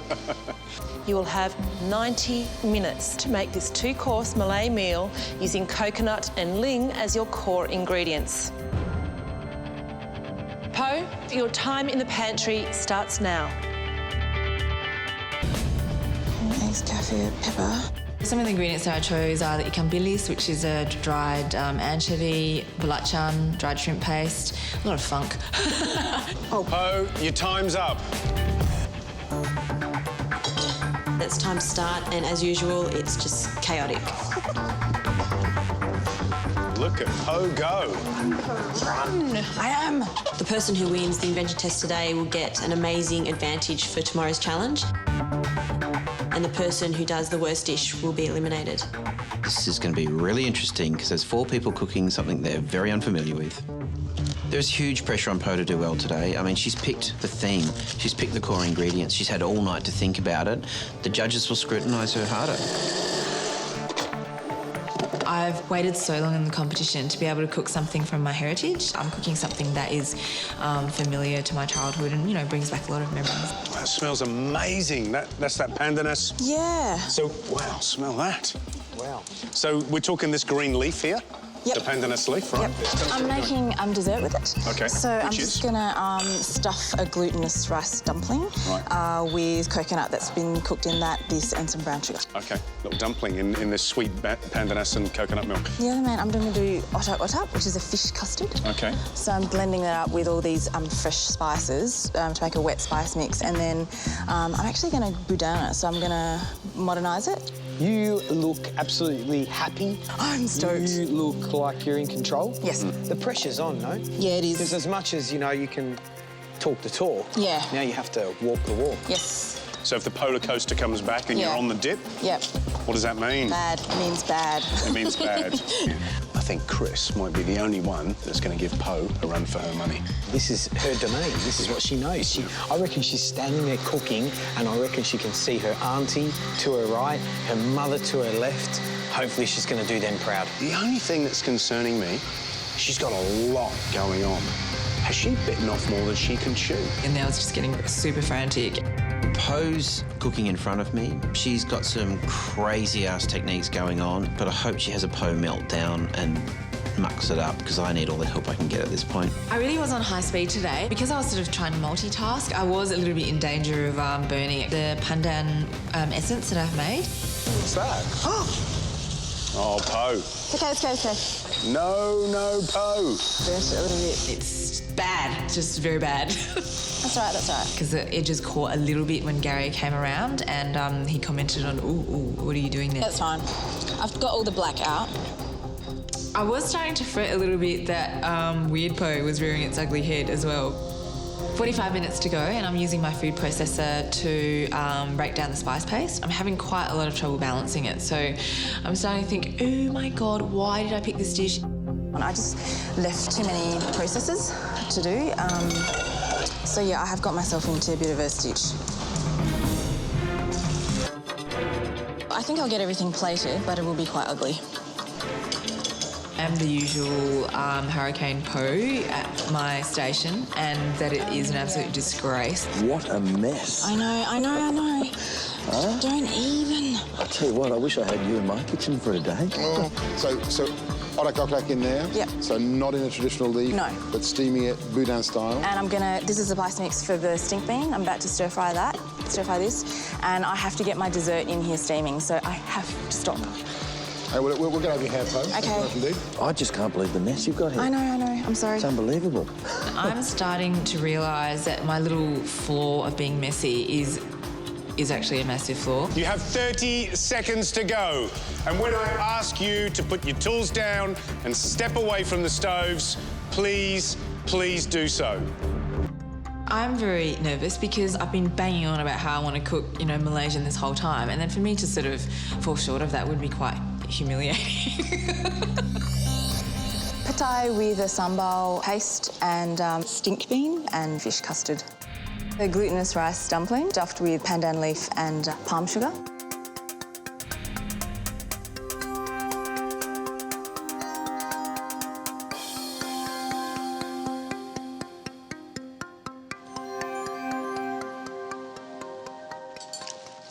That's beautiful. Lots of interesting flavours. It's just really fresh and vibrant. I love it. I love it. It's fantastic.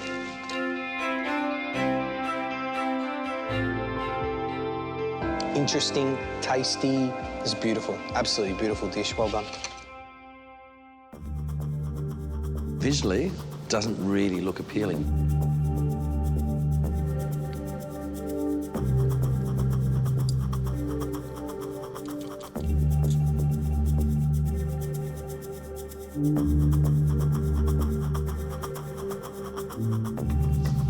Well, that flavour really packs a punch, doesn't it? I'm quite happy to have another spoonful of that. Overall, pretty good. I think you outwitted them, outsmarted them, and you're probably here to stay for a little bit longer, I'd say. Cheers. Thanks, Matt. The winner of the invention test today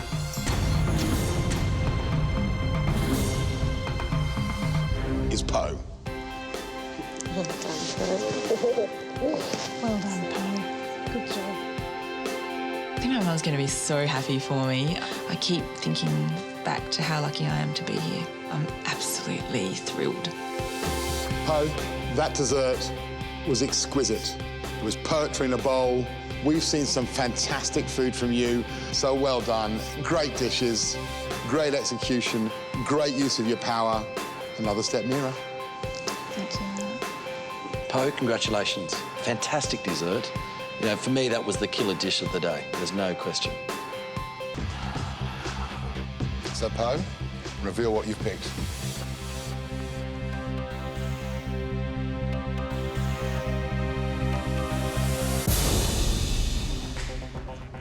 Poe chooses mushrooms. I'm not as confident as what I would have been if she had chosen duck or prawns. It's this amazing bowl of all these different varieties of really interesting Asian-style mushrooms, and I think that's absolutely brilliant.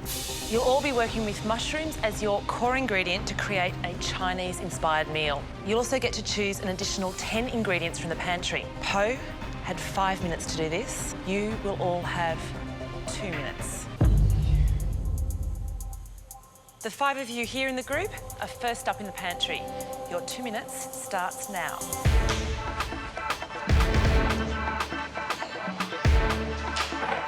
Guys, you've got 30 seconds to go. I desperately don't want to be in the bottom 3 today. Contestants, your time's up.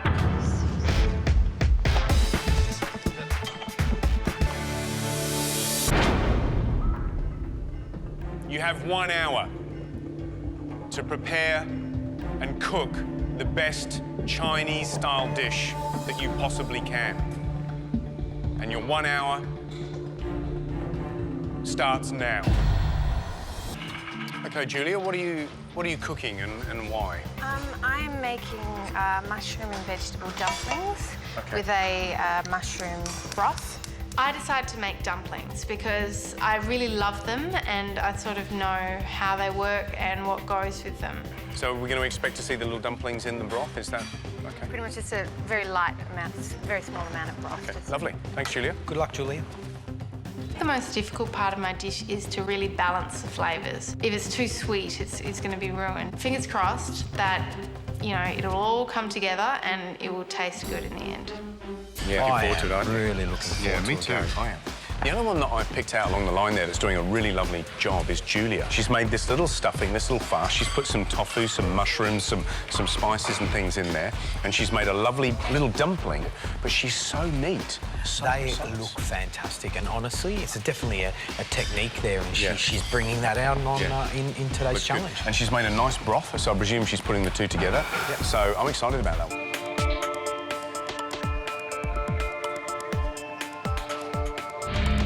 Tell me what you've cooked. I've cooked mushroom and vegetable dumplings in broth.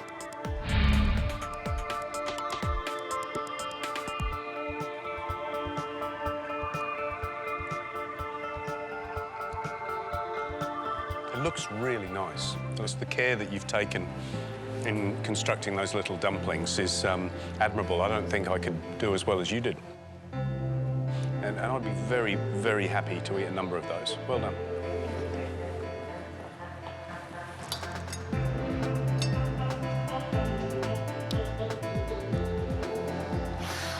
High five.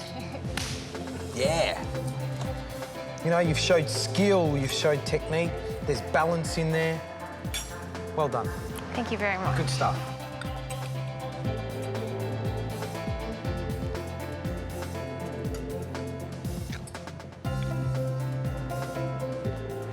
I so want to disagree with him, but I can't. That's fantastic. There is something impeccably right about putting the flavours of Chinese vinegar with dumplings. It kind of makes them savoury, and the vinegar has a little bit of tang around the side of the palate. It really brings out the flavour of those mushrooms. So, absolutely, A1, cracking dish, well done. Thank you.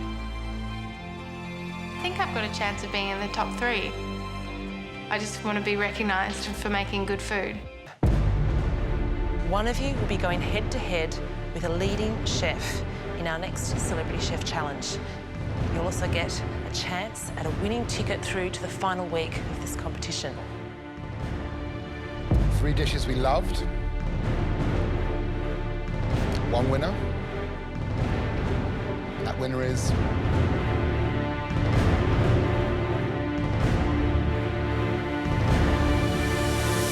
Julia.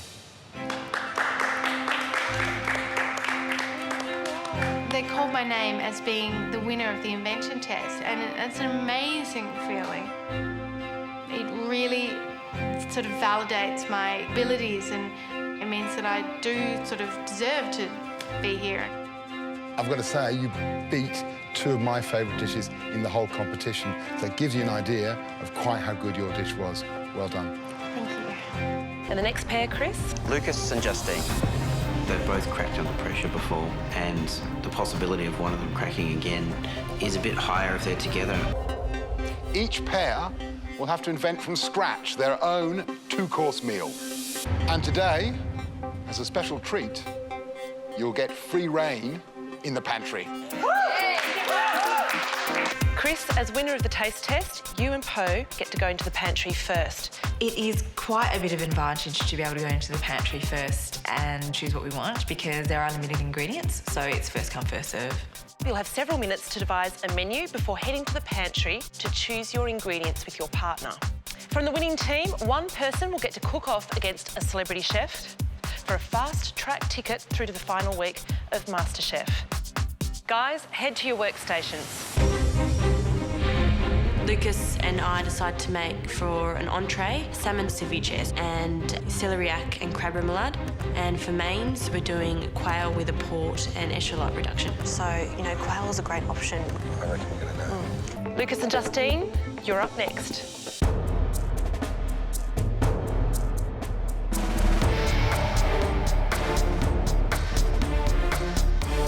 I'm here to win this contest. For me, it's to get in the top 9 now, and then from there go to the top 8, and then from there go to the top 7. So we'll see what happens. Is there another little crab? That's it. In the freezer? In the freezer. Yeah. Which one? 2 pairs going to elimination, 1 pair winning. The pressure is definitely on. Hopefully we can cook the best dish we can.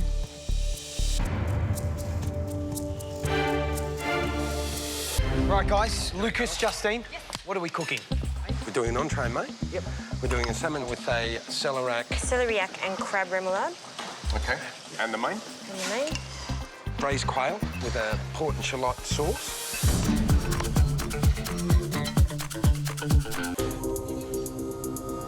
Justine's finishing off the braise, which I then have to carve when it comes out.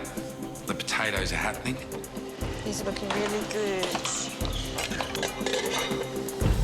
Lucas and Justine, it's the braised quail when you've got an hour. We didn't see it going on. They could run out of time and it won't be up. Next up, Lucas and Justine.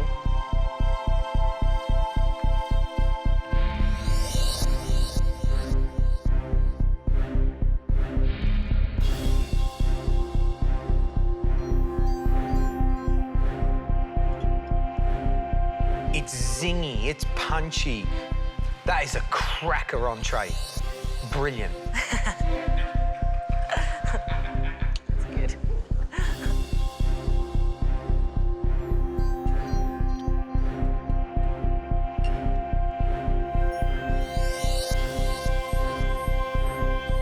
It's the complete dish, so well done. That's a beautiful, beautiful thing. Congratulations. It's a wonderful feeling when you put your heart and soul into something and someone really appreciates it, and that's what food's about.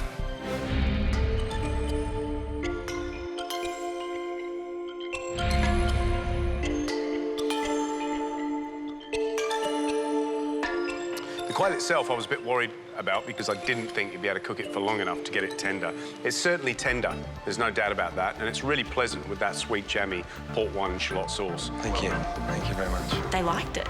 I was like, oh my gosh. Lucas, Justine.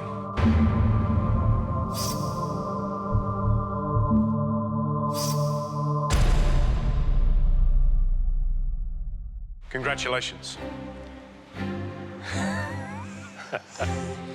You cooked the best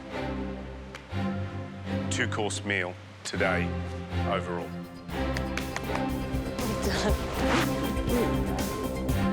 Working with Lucas, my best mate in the house, and winning together was just the most amazing feeling. So it was a pleasure to watch the two of you working together as a proper team. Really? Jesus me, you come together. Beauty and the Beast. Yeah, it is. It's Beauty and the Beast. You performed a beautiful job. Well done. So you can lift the lids now. Every time that I go into the mystery box and I see the ingredients, my mind just goes blank. You have a whole snapper. Fantastic. I love cooking fish. I come from an island. We cook with fish all the time. Eggs, a potato, chili, and beer. My background is beer. I run a beer business, so that put a big smile on my face. A really beautiful piece of snapper can be used in many ways. Steamed, roasted whole, pan-fried, fillets taken off. It's really endless. Remember that this challenge is all about winning. It's not about avoiding losing, so be inventive. Push the envelope and show us what you can really do. What have you done there? You've fried the whole thing. Look, I think it's too beautiful a piece of fish to actually cut up. What's the batter, or have you floured it? Well, it's using the red lantern, where I did my kitchen thing the other day. Yeah. I'm using my experience from the red lantern, coating the fish with egg white and flour, frying that up, and then doing a lemon sauce.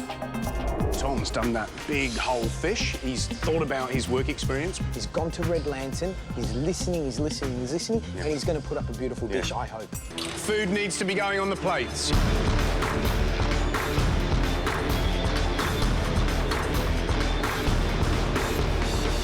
Okay, that's it, guys. Your time is up.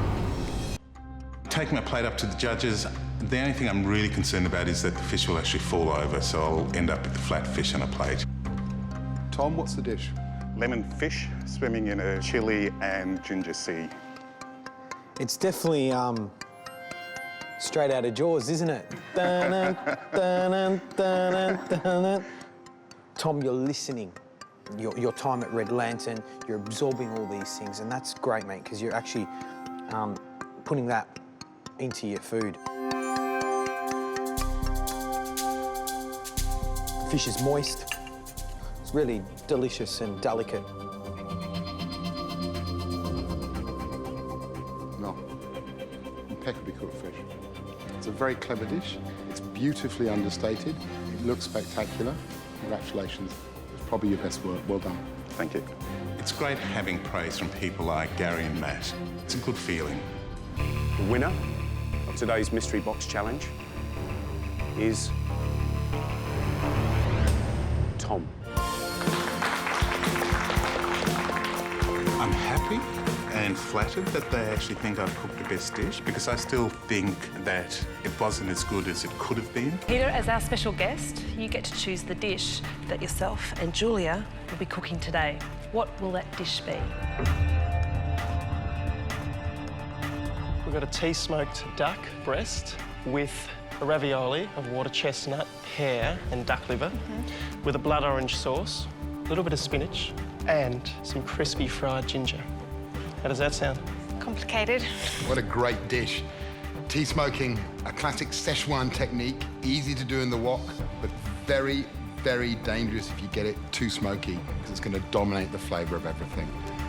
So, we have to leave you to cook now, so that we don't know who's cooked which dish. Good luck, Julia. Thank you. What I like to call this dish is the Asian version of a duck à l'orange. What do you think? It looks beautiful. You really want the duck to be pink, but cooked through. Otherwise, it'll be a horrible thing to eat.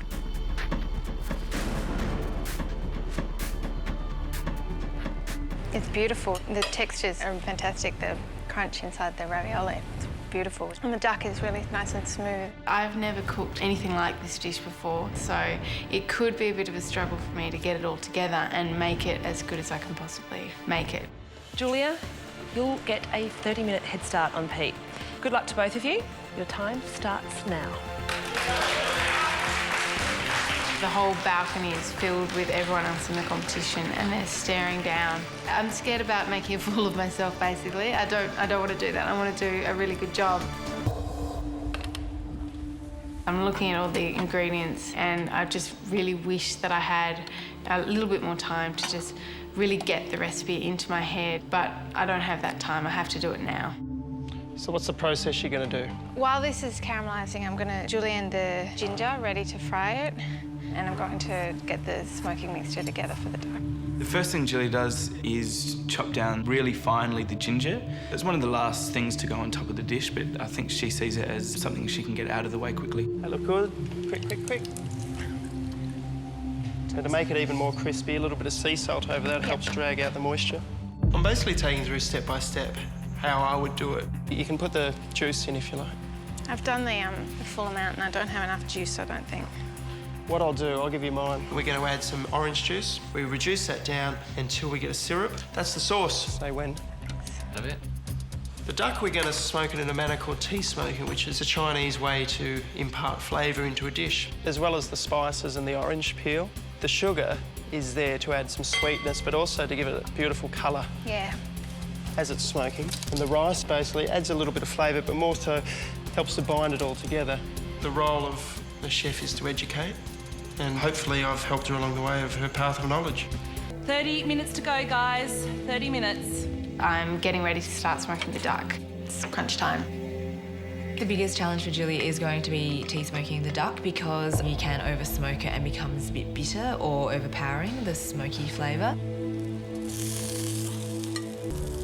When my duck was in the pan and I was rendering it, I thought it was done and I turned it over, but then I thought that the skin could have been a little bit crispier and more caramelised, so I turned it over again, which is a massive no-no usually. So I may have stuffed up a little bit there, but hopefully it won't really show through in the end product. Julia's duck looks very dark, and when Pete's comes out, it looks very light, and we all think, she's overcooked it. And so we're worried at this point that, that Julia might have blown the challenge. I'm actually feeling confident that my dish is going to be ready and it's going to be on the plate and it's going to look good.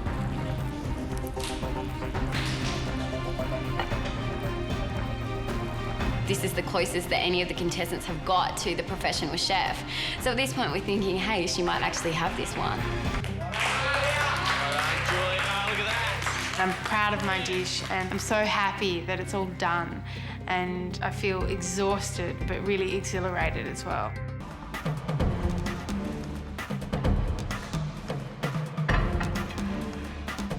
Thank you.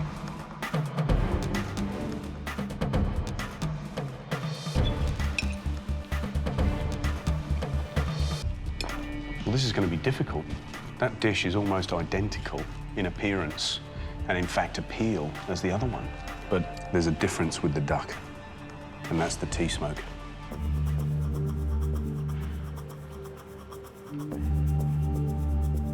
The duck is smoked beautifully. The balance of that sauce with the smoke is really just come together fantastically. The ravioli filling's delicious, but I don't know about the frying of it. It reminds me of an Italian crostoli. But in saying that, they're like, you know, they are line ball, really, line ball.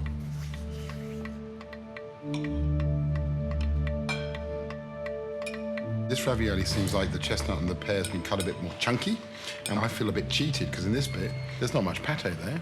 And I love that combination of liver pate with duck. Having said that, that duck is impeccable. And this bit here, this little brown crispy this bit here, which I know. No. Gary, you've got to have that because I know you're looking at it. There you go. The fact that there's a bit of duck on the plate that you and I would fight each other, probably to the death for, is a sign it's a great dish. What a privilege and a pleasure to be presented with two such fantastic dishes. Julia, if you now score more than 24 out of 30, you'll be getting a free ride all the way through to the final week of MasterChef Australia. Gary, what did you give plate 2? I scored plate 2 9 out of 10.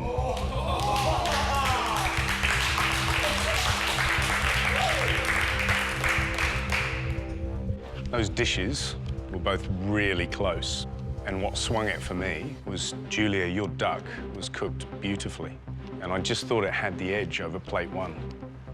And I was convinced that it was Peter's. George, how did you rate Julia's dish?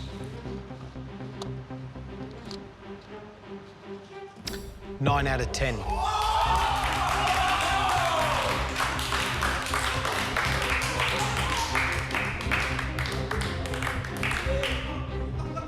You can have a job in my kitchen any day of the week, yeah?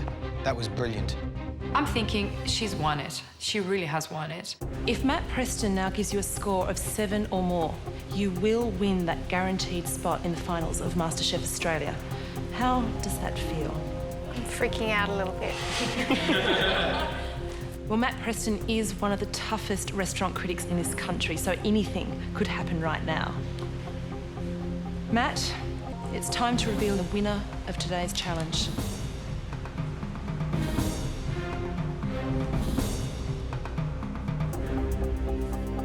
Nine out of 10.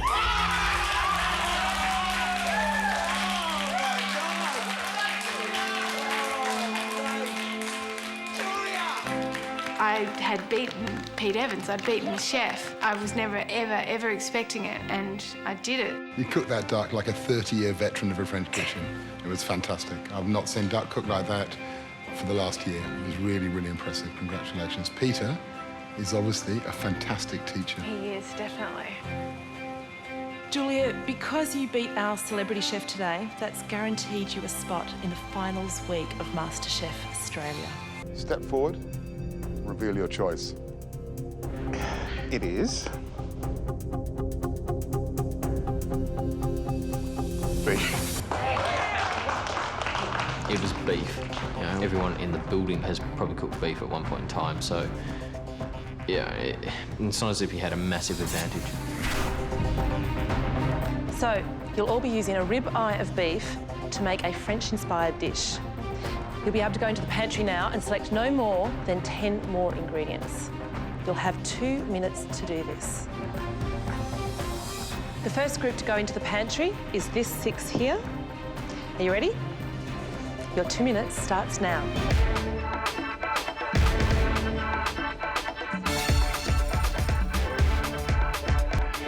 I'm here to win, so I'll do everything I can to stay out of the bottom 3.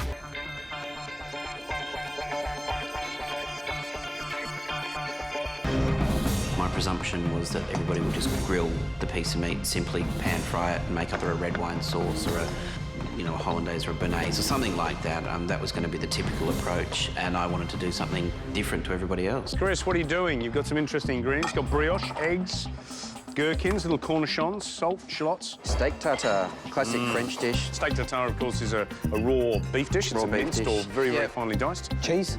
That's to eat. Are you kidding?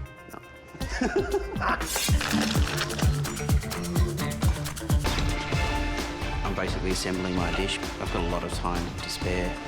I don't know if I was just being cocky or not, but I thought it'd be nice to have a bit of cheese while I was waiting around. Should have got a bottle of wine, actually. One ingredient down, I could have afforded it. Walking up towards the judges, and I'm seeing steak after steak after steak beautifully cooked, and I'm thinking, oh, shit, what have I done?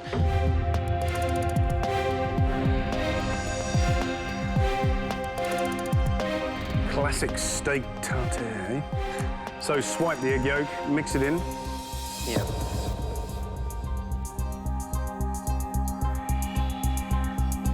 For those that don't eat steak tartare, what you've got to appreciate is this sort of lovely, soft, slippery raw beef. It's got to be absolutely fresh. You've achieved that.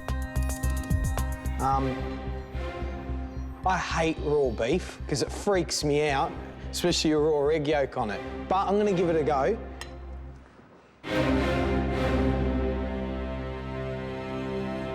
You know what, mate? You've pulled it off. Well done. That's a great interpretation. And you should walk back feeling very proud of what you achieved, Chris. Thank you. Matt doesn't readily say things like that, so I was feeling good about it.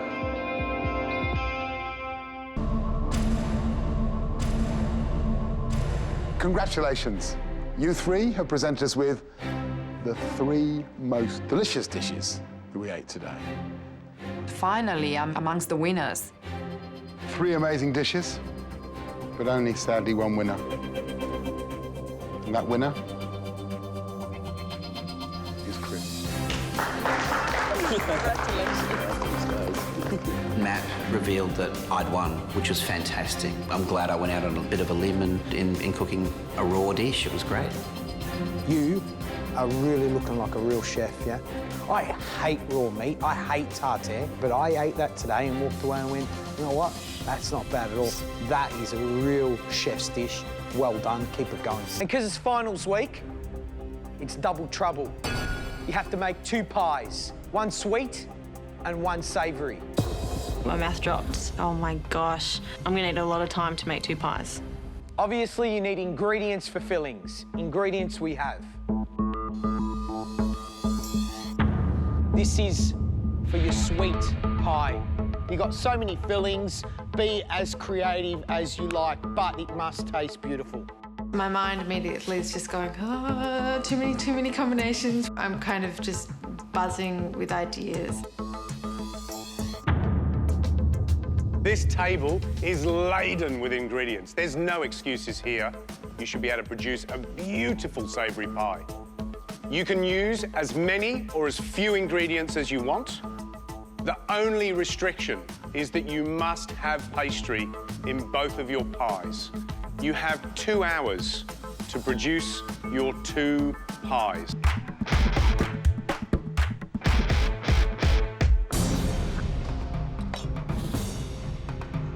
So, Pope, tell me what 2 pies you're doing, sweet and savoury. I'm doing a rhubarb sandwich with hazelnut and chocolate pastry. So it's like an open pie, essentially. Right. I'm actually going to construct the pie out of basically 2 biscuits of pastry, and then I'm going to stew the rhubarb so that they're all upright and try and keep that shape. I think you're very brave doing something really creative. Yep. And I think you're pushing the boundaries in terms of what is a classic pie. Yeah, we don't want to see a whole lot of one-dimensional pies, do we? No, not at all. I was really pushing the definition of a pie, but I think that's good. I think it's good to reinvent things and push people's perceptions of what, you know, things should be or shouldn't be. It's a typical Poe in a pressure situation. She wants to do something creative, but if it all goes wrong, she's going to give us something that's maybe fallen over or collapsing, or she could put up that gorgeous rhubarb pie and impress us all. Poe, how's it going? I'm actually going to make an open pie, like a sandwich. Oh. And I've got rhubarb going on in Have you made anything like this before? I have never made anything like this before. It's just a harebrained idea that I had. I do believe in what I'm trying to achieve in this competition, and as much as I've been caned for taking too many risks, I still believe in taking them. And what about your savoury pie? I've made a blue cheese. I'm going to make a pasty with 4 cheeses and it's just vegetables. Good luck, Poe. OK, thank you.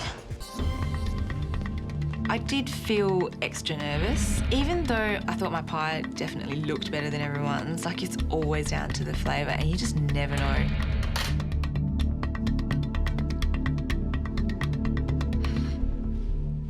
It looks really pretty.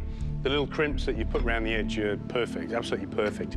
The filling's interesting. The reason why it's interesting is because that blue cheese gets in the way of something, and it sort of confuses it a little bit. OK. You've taken the risk. I mean, I love blue cheese.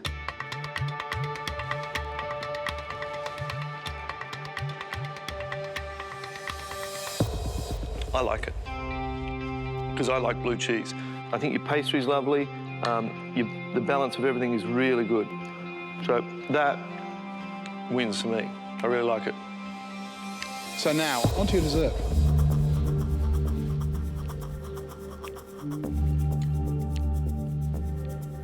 What you've given us is a wonderful combination of not too sweet pastry, that beautiful sourness of the rhubarb, and that richness of the chocolate.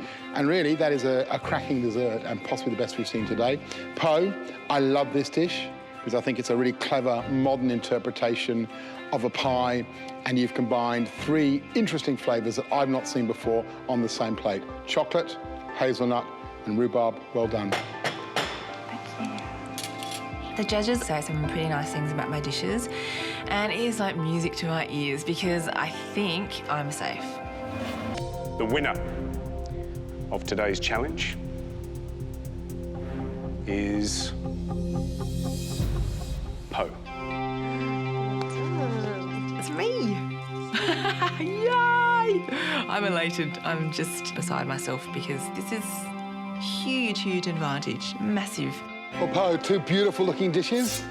Well executed, interesting idea, so congratulations. And that chocolate sablé was one of the best I've ever tasted. Absolutely brilliant. Thank you. Thanks. As with all our invention tests, there's always a kicker. And that kicker is the theme. And today, that theme is British food. People think of British food as the stodgy classics, steak and kidney pie, bangers and mash with onion gravy. So, no, I think it'll give everybody a good opportunity to do something inventive and get creative. Now today, George, Gary and Matt will be joined by a 4th judge. He's a man many of you will recognise. He's a world-renowned chef, and he's been the judge on the UK MasterChef for an extraordinary 9 series. Wow. Please welcome John Turode. Yeah. Oh my God! Hi, John. How are you? John, how you going? G'day. How are you? Julie, please reveal what core ingredient you've chosen for today's invention challenge. The ingredient I chose is lamb. When Julie pulls off the cloth and we see it's a leg of lamb, my heart actually sank. I'm like, oh God. I love working with lamb. It's a lovely meat. The trouble is, it's a leg of lamb, so trying to roast a leg of lamb in 90 minutes is really, really tough. You'll be going into the pantry in 2 separate groups. The first group to go in is the 6 closest to the door. Your 2 minutes in the pantry starts now.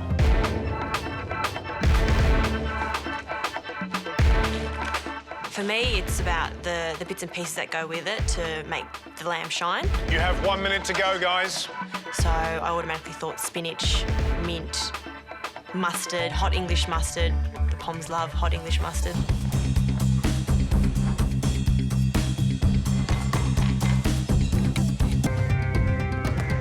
Tell us what the dish is before you go any further. A lamb roll with a mushroom duxelle inside. Tell me how this becomes British. British hot English mustard. Do you want to know? Do you want to know the rhyme in England? Yeah, okay. Go. Yeah, mustard and wine is fine. Mustard and mutton, you're a glutton. Just a touch. You won't even notice. I'm really stressing now because still hadn't cut off the twine off my meat. It was still resting. My potatoes still crisping up, and I think I only put the puree on the plate at this stage. So I was really worried. OK, that's it. Your time's up. Plates down, tools down. Step away from your plates. Justine, please bring your lamb dish up to the bench. What have you cooked for us? Lamb roulade with a mushroom duxelle with a spinach and mint rough puree.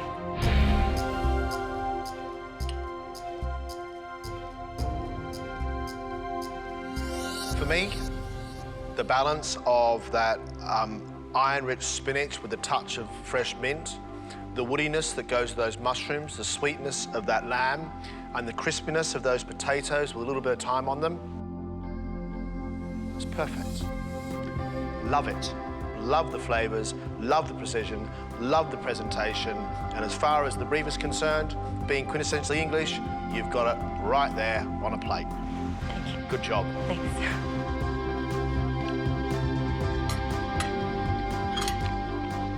Justine, that's probably the best dish you've cooked so far this competition. I think my heart rate just slowed down a little bit and was just seep up the moment, just seep it up, because I was very, very happy. The winner of today's invention test is Justine. Well done. Yay! I can't believe I won. This is like a dream come true. It's fantastic. Thank you, Justine. Thank you. At last you've shown what we saw in that first audition. And I think we've all watched you cook in mystery box and invention test challenges, and it hasn't quite come together as a unit. And today you've done it. Well done, Justine. I am here to win MasterChef Australia. I've got to try this. I'm not saying I'm going to win this. This is way out of my comfort zone. Thankfully, first up to face the judges was somebody who wasn't lacking in confidence. I'm James. I'm 47 years of age. I'm here because I've been given a gift, and that's to create. I know how to make your taste buds shake. Let's go, mate. Are you a flamboyant cook? Absolutely, yeah, it's got to be first class. I'm just zip-zap in the kitchen. Yeah. High energy? Yeah, full on. I'm doing blue swimmer chili crab. I invented the dish myself, and it's such an incredible dish, and an incredible chef will just recognise it. So, there we go. So James is ready to face the judges, but are the judges ready to face James? I'm going to show you today what South Australia's got to offer. I steamed the crabs and I made a broth out of the shells. Yeah, so roast them off, or did you? No, not roast them off, just boil the crap out of them. Yeah, OK. You know? Quick taste, got any lemon juice or anything going in there, or no? All natural. If you start throwing lemons and... So you're telling me crab and lemon doesn't go...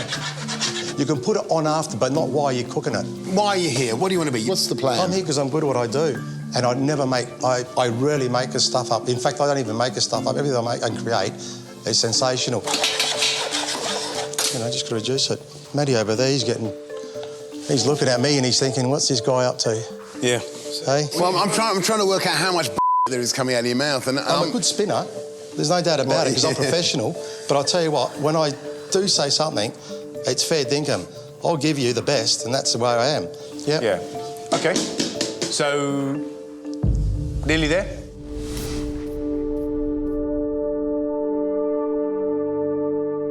I can understand your confidence, and that's all good and well. Yep. But there's a bucket load of experience over there between all of us, and it's actually nice just to stop and listen. OK. Yeah. I'm not enthusiastic about it. I'm sorry about that. Yep.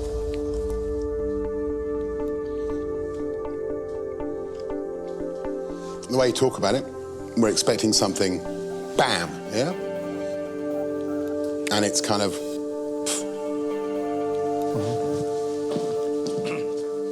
Good, James. I'm sure you're a great, fun guy, and that's great. But the big noting, if you're going to big note yourself, you better be bloody good. So it's a no from me. Thanks very much. It's a no from me. It's a no from me. This isn't the South Australia the judges were hoping for. Perth is off and cooking, except for one. Drama, I've left my pot behind. I will somehow find a pot. No pot, no chance for Lei Ho. I have everything else but pots. Finally, Lei Ho catches a lucky break from a good Samaritan. All right, I've got it.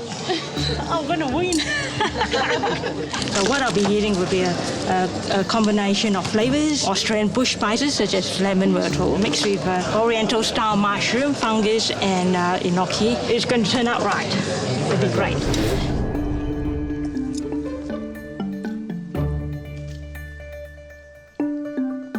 It tastes yummy. I don't think you're the next MasterChef, but I'm really glad to have seen that dish. Thank you so much. Thanks for coming up. Thank you. This is a search for the best Perth has to offer. Making it through to the semi-finals will not be easy.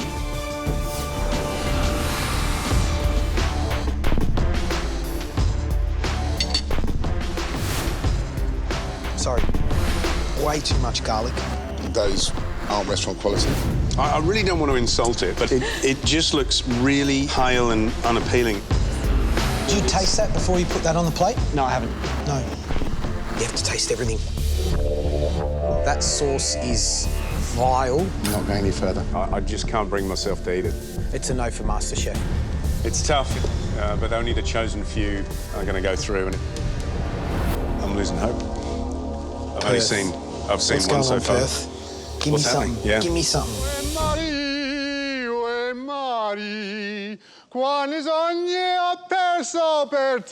You're on the wrong show, mate. The chance of a lifetime is passing Perth by.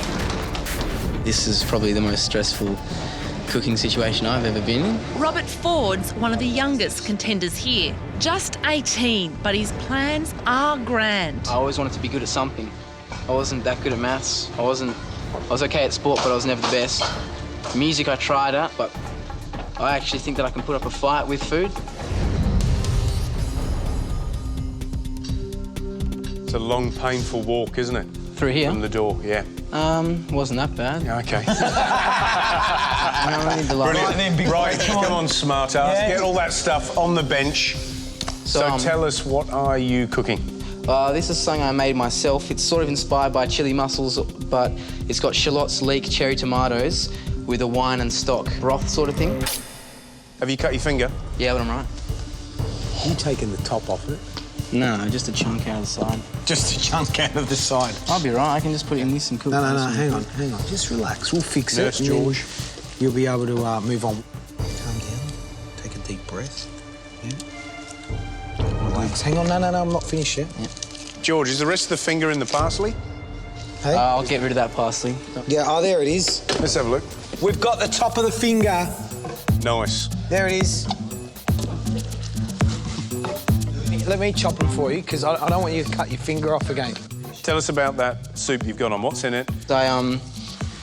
Julienne, some leek. Yeah. Brunoise, some shallots, and just quartered some cherry tomatoes, sautéed them, sweated them off. Then Only joking. I'm doing a pasta dish that I've been cooking for a fair few years. Lots of cream. Secret ingredient, sweet chili sauce. Changes the whole flavour of the meal. But would our judges be as daring as our daredevil chef? Hey! How are we going? How are you, mate? Good. Reese, isn't it? Reese. We're ingredients, mate. We're not going to eat that. I've got myself a pasta dish. So what's in there? Some bacon, diced bacon, shallots, salt and pepper, and some garlic. And then I've just chucked in some cream, and we're just going to add some cheese as well and some sweet chili sauce. Right. Ooh. So do you know what this... Sorry, What was that? Sweet chili sauce? Sweet chili sauce. Are you joking me or what? Secret ingredient. Do you have lots of late nights or something? Because that sounds like a midnight, Man, I'm really hungry. Let's have sweet chili sauce and cream. What do we got? All in the one pan. Hey, it is tasty. Look at that. So you've taken this dish has a name. This is like a fettuccine alfredo, one of the great Italian dishes out of the US. Yeah. I tend to call it feta crimchi because it's just a whole bunch of all the words mixed up in the name. Are you brave? Soldier.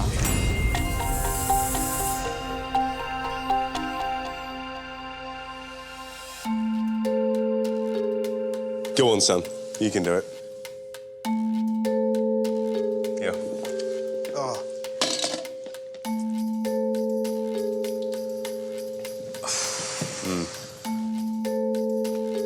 You know, it's beautifully overcooked pasta with loads of cream. Loads of cream. Did I mention lots of cream? No, I reckon loads of cream. it needs more cream. But so, I'd give you 3 for effort. And 1, and that's being generous on the flavour. 1 for... One for flavour.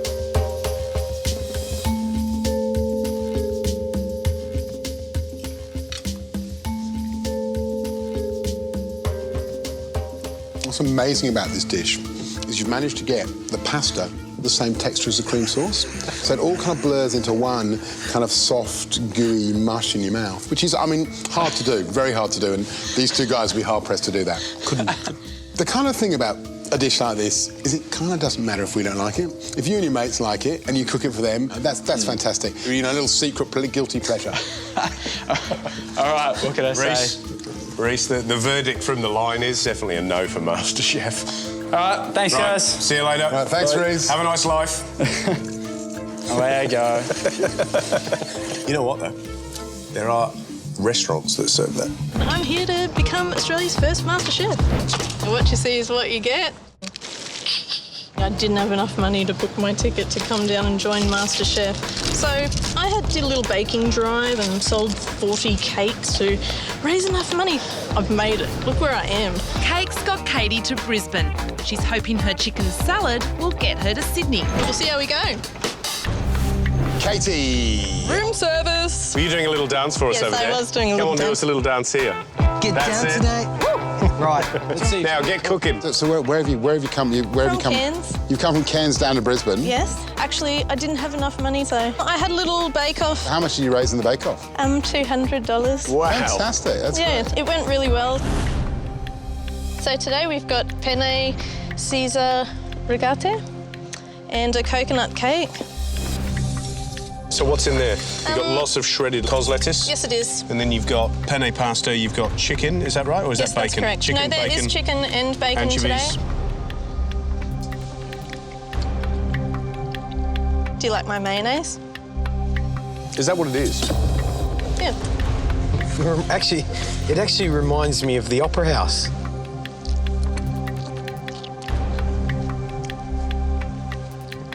Amazing. Oh, thanks.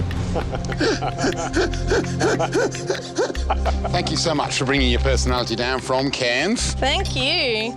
It always makes food taste much better when it's served by someone who actually gives something of themselves.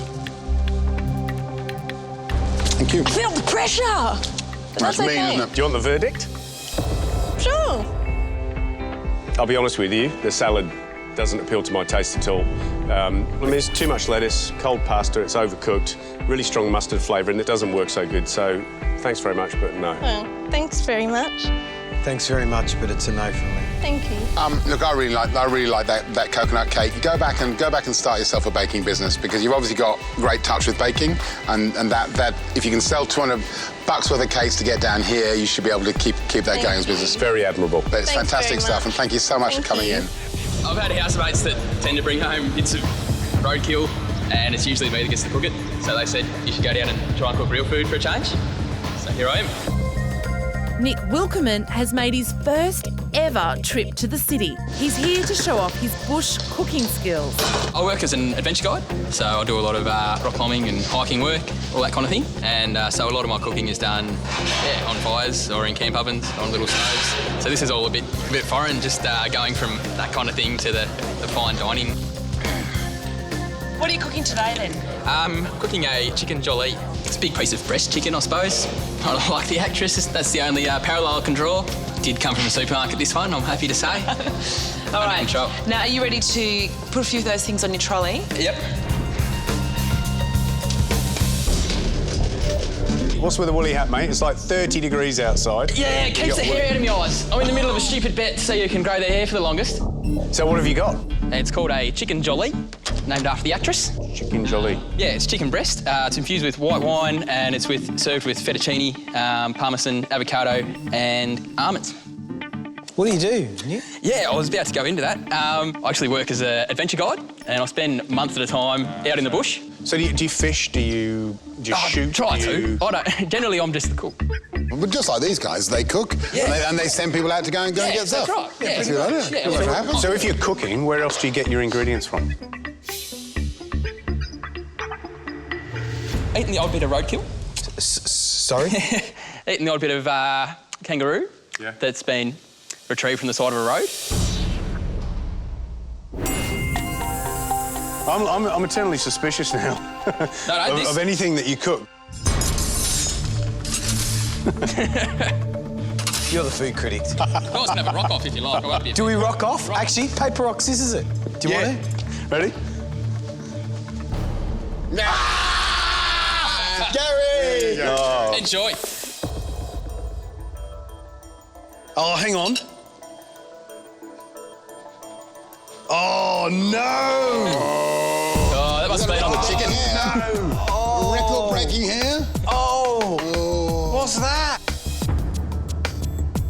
The thought of eating your hair has really put me off. But thanks for having a go. Thank you, mate. Pleasure, thank you. Anybody got a question? You're all good? Said one dish, I see 2 plates. What do you mean? There's a plate here and a plate here. Can you do 2 dishes? Would you plate up food on the plate that raw pork's been on? There's soap and water underneath the Is bottom. it hot, soapy water? Don't ask silly questions, yeah? No. One dish. Chili.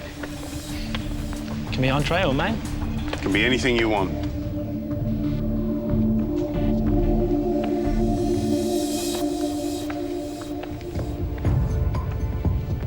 And just so you know, we're looking at the top 20 today. And based on this challenge and everything else that you've done this week, that's how we, as judges, will make the decision. This is the most important dish you'll ever cook in your life. Cook like the world's watching. Cook like no one's watching. Make it happen. This is it. Okay, good luck, everybody. Your 30 minutes starts now.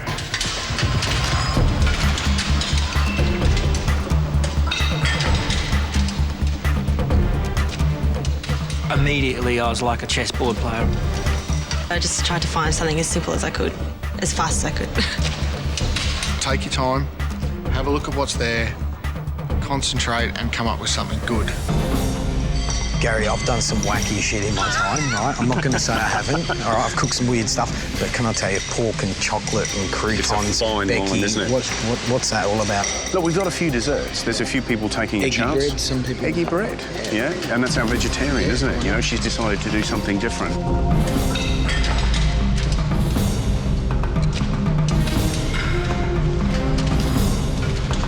You know who I'm worried about? Is Robert. He's gone off a bit. He's trying to do an apple charlotte, which is a classic sort of English French dessert. Dry bread. He's got chocolate in the pan. He's got apples in the pan. Yeah, I smelled the chocolate was burnt as well. It's not going to eat well, and I think he may have stuffed this one up completely. You have 10 minutes to go. So, Brent, he's been walking a fine line. He's managed to get through on each line. I wonder if there's any sweat in his dish. I'm in control of my nerves right now. I'm really comfortable being here. I'm trying to do my pork well, and I actually used to char it to finish it off to give it an extra smoky flavour and a lift that it'll be totally different for everybody else. I'm worried about Aaron. He's been a bit clever, actually. Let's see if he can pull that off, you know? I was going to put something out there that was just, visually exciting and also quite tasty as well. I was near Aaron and I decided to place myself next to him because I thought that that he's got a different angle and he's probably relatively easy to psych. They were all competitors and we're all here to win the title. You know, there's not 49 MasterChefs or 32 or 16. There's one. So I mean, you've got to take it seriously. 5, 4, 3, 2, 1. That's it, guys. Tools down. Put your pans down. Leave your plates alone. Time's up. Well done. This was the last hurrah. This is the last chance to get into the top 20.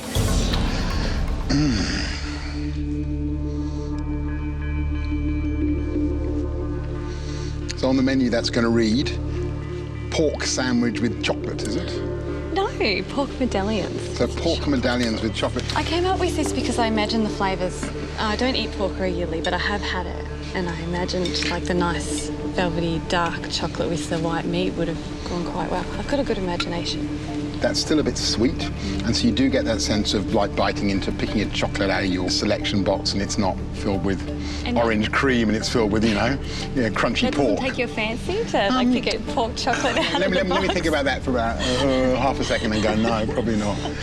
If we were sitting in a restaurant and that comes up, you know, there would be 1 in 100 diners who would go, you are a genius, but there'd be about 85 diners who'd run screaming from the door going, oh my God, I can't get it, because it's quite a radical idea.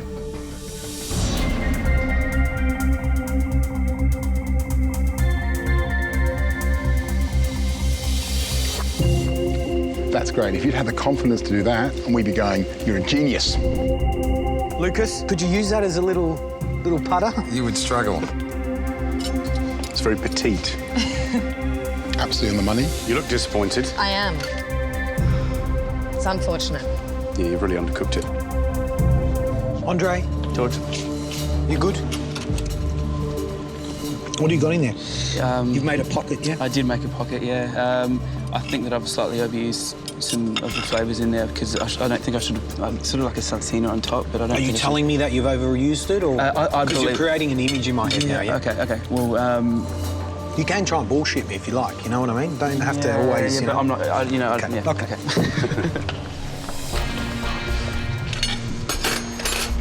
How do you think it compares to Andre's next door? Very different, two different dishes? Yeah, it's a different dish. I mean, if I had to compare it, I'd say this is a more sort of French traditional style, something like classic pairings as opposed to an Italian-themed dish. It was a bit interesting. I mean, I've never really been in that situation, and you're also careful. You don't want to tread on his toes and say, oh, yeah, his dish was crap. Yeah, what do you think, Andre? That looks dry. But it isn't dry, you know, it's not bad. Yeah. Andre thought it was dry and probably got put back in his place by Gary, who said no, it was very moist. Robert, how you feeling? Pretty nervous, actually. So what have you done, mate? I've attempted an apple charlotte, even though I've never... Apple charlotte, yeah? Never read the recipe or practiced it. I just thought what I've seen on TV, I could maybe put it together and create something like that. Apple, caramelised apple. I thought, you know, may as well take a risk. I thought everyone else would be doing the pork. I just thought I'd go for it. They're all pretty speechless. I got the shortest review out of anyone there, I think. Do you think it was a wise thing to do? Just absolutely devastated that I've been so stupid. I want to prove to myself that I can pursue things if my heart really lies there, you know. Give me 3 other things you could have done, just now, off the top of your head. 3 other things you could have done that would be better than this. My first opinion was to cut the apples into wedges, layer them out, caramelise them, but not with too much sugar, do the pork, and then make a mayonnaise with the egg, the olive oil, the egg yolk. Okay, just stop there, because you've answered a big question, but you've also... I think everyone here will sit around and go, why didn't you do that dish? Because that's a crazy, crazy thing to do. Yeah.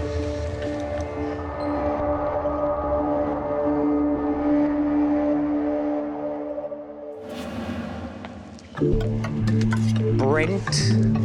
Chef. Explain to me, you've got pork chop, you've got apples, you stewed they look. Is that right? Correct. Tad sweet. How did you cook the apple? Water and sugar in the pan. There's something else in there. Tastes like butane or something. It's butane. Trick for young players, I guess. Horrid. When it got unceremoniously dropped on the side of my plate after being rolled around, one of Australia's finest food critics' mouths. Yeah, no, that's horrid. Yep. It's pretty disheartening, and I just thought I've worked so hard so far. I'm exhausted, and I felt I may have failed another challenge, and this was the big one. Thank you. I am supposed to make the dish that I would put on a future restaurant menu. So, Aaron, you're going to do something wacky for us? No, I'm just doing a modern version of cockabah. Okay. Yeah. And what's coq au vin? Coq au vin is chicken with a mushroom, red wine, reduction sauce. Instead of presenting it as a stew, it's presented on a plate with a potato puree and... Yep. A lot of flavour going on there. Because normally coq au vin is a very, very rich dish in itself. Lots of red wine. Yeah. Good luck. Cheers, thanks. Okay.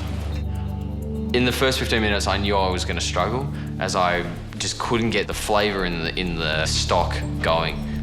I'm trying to get the chicken cooking through the stock, and I'm trying to get the flavours there so it's really not water with this subtle stock taste through it.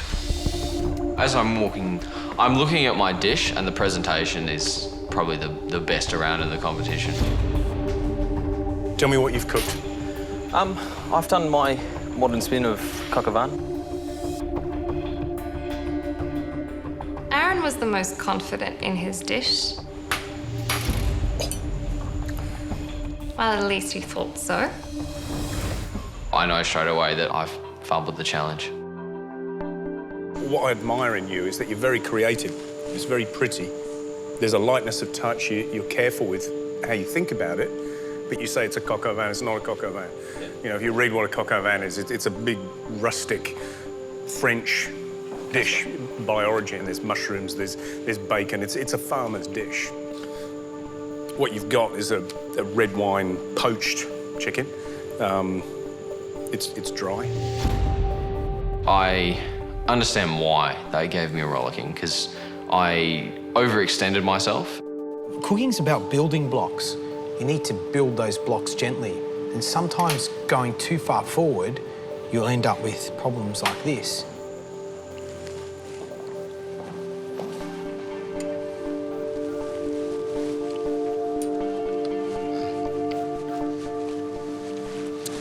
That doesn't deliver, that doesn't deliver, that doesn't deliver, that doesn't deliver. It looks nice, but we don't eat food for looks, yeah? So that's a miss for me. I just couldn't keep up with the time that was going on, and for that my dish suffered quite badly. You guys all set up. We're just getting the beef now. All right. Salmon, tuna, and beef. We had eye fillet on our list. We had a beautiful chunk of eye fillet ready to roll. I turned around to go get my tuna because I need to sear my tuna and my salmon. Turned around, it's disappeared. Now, have you got your beef? All right. I'm starting to tear the place apart, looking high and low for my beef. I need my beef. It's not there. I know, someone's picked it up and I thought I saw it over here. I see over in the corner the red team huddled being shown how to do their beef. I had my station set, mate. Give it back. Now, I accused them of nicking my beef, which probably wasn't the smartest thing because it's 4-1 and Trev's standing there going, it's not your beef. I'm like, yeah, sweet, no worries, dude. So I go looking for more meat because we can't do this without it. Excuse me, Sam. Chef, could I have Sam, please? Yes. I think our beef has been removed from here because I haven't touched it. OK, guys, you got 5 minutes. You know that, don't you? Thank you. Please go and help Brent look for his beef fillet. Julia, if you can't find it in the next 5 minutes... Take it off the menu.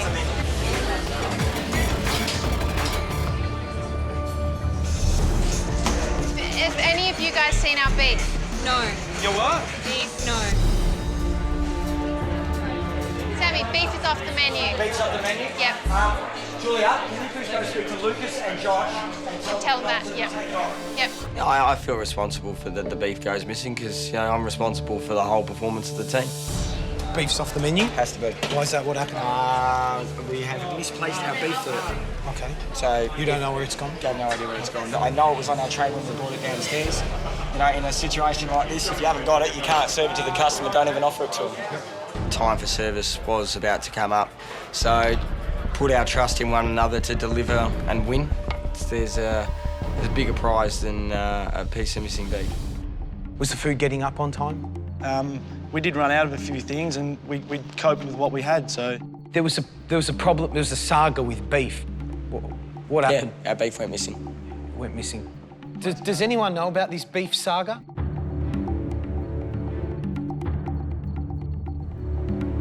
I'm stepping up to this because I actually took the beef. I didn't steal it. And I completely accept that. Did you know it was their beef? I had no idea it was their beef. Who was in charge of the beef dish? It was Brent. Brent was in charge of the beef. I've carried the tray down, yes. This is your dish. You'd been delegated responsibility for the beef? It was part of his station, yeah. Don't cover up your team. You're just covering them up, right? So he's responsible. You're going into a service, you need the food. Please reveal. Yeah, that's all, folks. I haven't really cooked game before, so I can't wait. I've never cooked a rabbit before, but I also know that most people haven't. Now, Chris had 5 minutes in the pantry. You will have 1 minute each. Oh! I cannot see how I'm going to go in there and come out with anything other than the rabbit in 1 minute. Sam, your turn in the pantry. Most of what I needed was veggies, garlic, onion, tomato, basil, that sort of stuff. Italian flavours. Oh, come on. OK, Sam, time's up. Oh, that sucks. 1 minute in there is not enough time to find what you're looking for. I got 6 ingredients and I really, really needed 10. Everything's changed around. I couldn't see anything. Where's the garlic? Eggs. Halfway through, I didn't even have one ingredient on my platter. I am just trying to remember every core piece of what I was on about and still keep the abundance of food together. So I was just grabbing produce left, right and centre. Jenny, your time's up. Coming. Jenny. Coming. The dish I decided to make is leg of rabbit with citrus caramelised leek and balsamic reduction. Back in the Renaissance period, a lot of dishes were rich and using citrus. You're ahead of time. You don't need any more time? No. OK. Keep you intrigued. I butchered the rabbit quite quickly, chopped off all the legs, deboned the carcass and pulled everything out. I was worried about you because you didn't take many ingredients out of the pantry. I wanted to keep it really, really simple. Yeah. Like, I just want maybe 4 things on the plate, all complementing each other. Are you using all parts of the rabbit? No, I only want to use the 2 front legs. Which is the most tender part of the rabbit? It's up the top, underneath the breast. The front legs work the hardest. Hence a bit tougher. Oh, maybe, I don't know. Maybe. Lots of other bits of rabbit there. You might want to have a think about that. Linda, what are you doing there? You're making some sort of tomato puree? I'm pureeing tomatoes. I'm going to make a tomato foam. It's an inventive challenge. That's what you're meant to do, invent something that you've never made before. It's going to be a very refreshing thing to the rabbit. You're going to roast, you're going to fry, you're going to... I'm going to make most likely a terrine or something along those lines. What is Linda doing? Head tomato and basil, great flavours, but can I tell you, I'm a bit concerned. She said actually to me, she said tomato foam. Yeah. And what she's done is a creamy tomato mousse. Well, what's in there now? We have rabbit, kidneys, rabbit liver. It didn't have all the ingredients of a terrine. I don't understand where you're going with it. How are you going to... I'm working on that at the moment. Right. OK, so we'll come back and find out. Aaron, please come forward. It's exceptionally important I stay out of the bottom 3. I was in the bottom on the chicken challenge. In fact, I lost the chicken challenge. What have you done? Leg of rabbit with citrus caramelised leek and a balsamic reduction. Nothing wrong with putting 3 ingredients on the plate, but they've got to be smashing. The leg is well overcooked. I can't taste any orange. All I can taste is burnt bits. OK. A 5-year-old could cook better than that. There is no way on the planet I'm going to be in the top 3. We have a trancha of rabbit with pesto crumbs and a tomato foam. Congratulations on achieving what I think you've set out to achieve, which is to deliver something that does look like a dessert. It's very big within Europe. For the joke to really work, it has to taste delicious.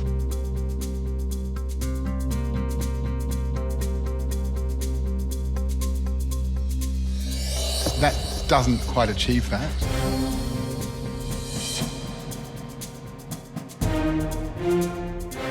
That is horrible.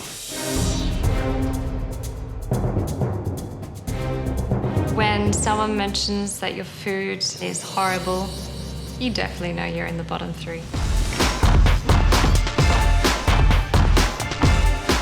Michelle. Yes. You did want mushrooms, didn't you? Well, I thought it's a change for me. So what are you cooking for us? So I'm just doing marinated tofu with shiitake mushroom. Yep. With some ginger rice and braised bok choy. All right, best of luck. Thank you. When they come to my station, they nod their head and they walk off. I hope they're enjoying the flavours, I don't like no comment, I'd prefer something.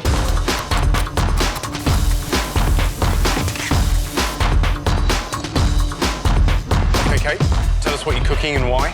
Stir-fried mushrooms with vegetables and rice noodles.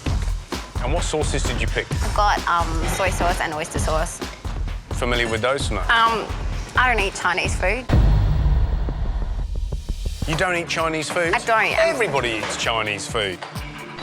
So do you cook Chinese food at all for anybody? No. You don't? I've cooked Thai before. I don't cook Chinese. Yeah, you can't rely on those desserts all the time, you know that. Good. I'm really worried about being in the bottom 3 today. This is definitely outside of my comfort zone, and I think that there's probably a lot more people here that understand these flavours better than I do today, so I'm seriously worried at the moment. OK, guys, you've got 30 minutes to go. Half an hour left to go. I'm contemplating just doing a different dish because this is not good.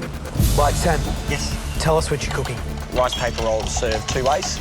There's fresh rice paper rolls, which have bamboo shoot, carrot, spring onion, tofu, and shiitake mushrooms. And then I'm also going with the same mixture. I'm going to deep fry them as well. So you're going to get the fresh way and then the cooked way. Any sort of dipping sauce or anything that Yes, you're going to just get a ginger, sesame oil, and dark soy dipping sauce. OK. All right. Best of luck, Sam. Thanks. I think I might have chosen the wrong dish.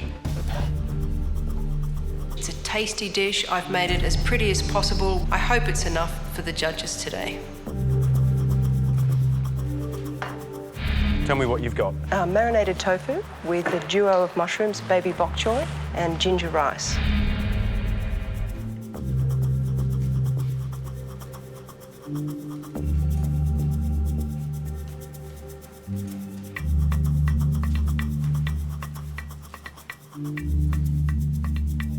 I'm disappointed in the presentation. I don't like, Pac-Man made out of slices of ginger. Food should fall on the plate like autumn leaves. Like, God dropped them down there. They weren't manufacturally placed on there, that they look like, they've come off a conveyor belt. Looking at this dish, the first thing I see is these huge, great chunks of mushrooms, which aren't particularly attractive in terms of making you want to eat it. If you want to stay here, you've got to do more than that. I wouldn't say I'm dreading the moment. I'm preparing myself for their criticism. What is the dish? Tell me what it is. Shiitake mushroom and tofu rice paper rolls with a ginger, soy, and sesame oil sauce.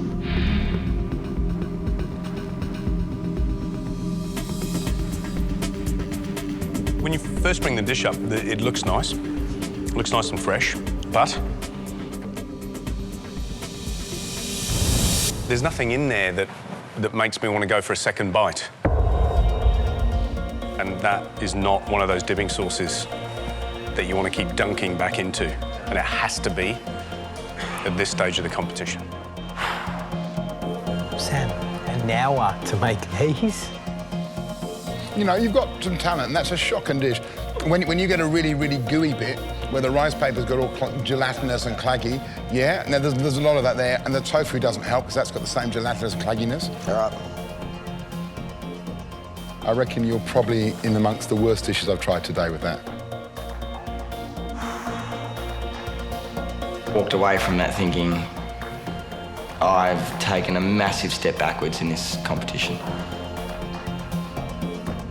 The next dish to be tasted belongs to Kate.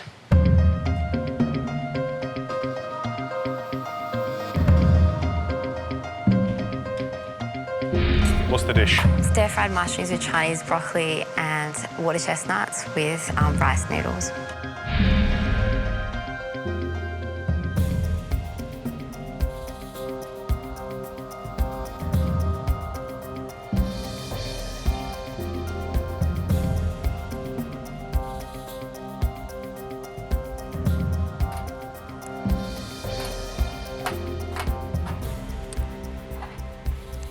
tell you straight, I think it's crap. You've taken beautiful mushrooms and spoiled them.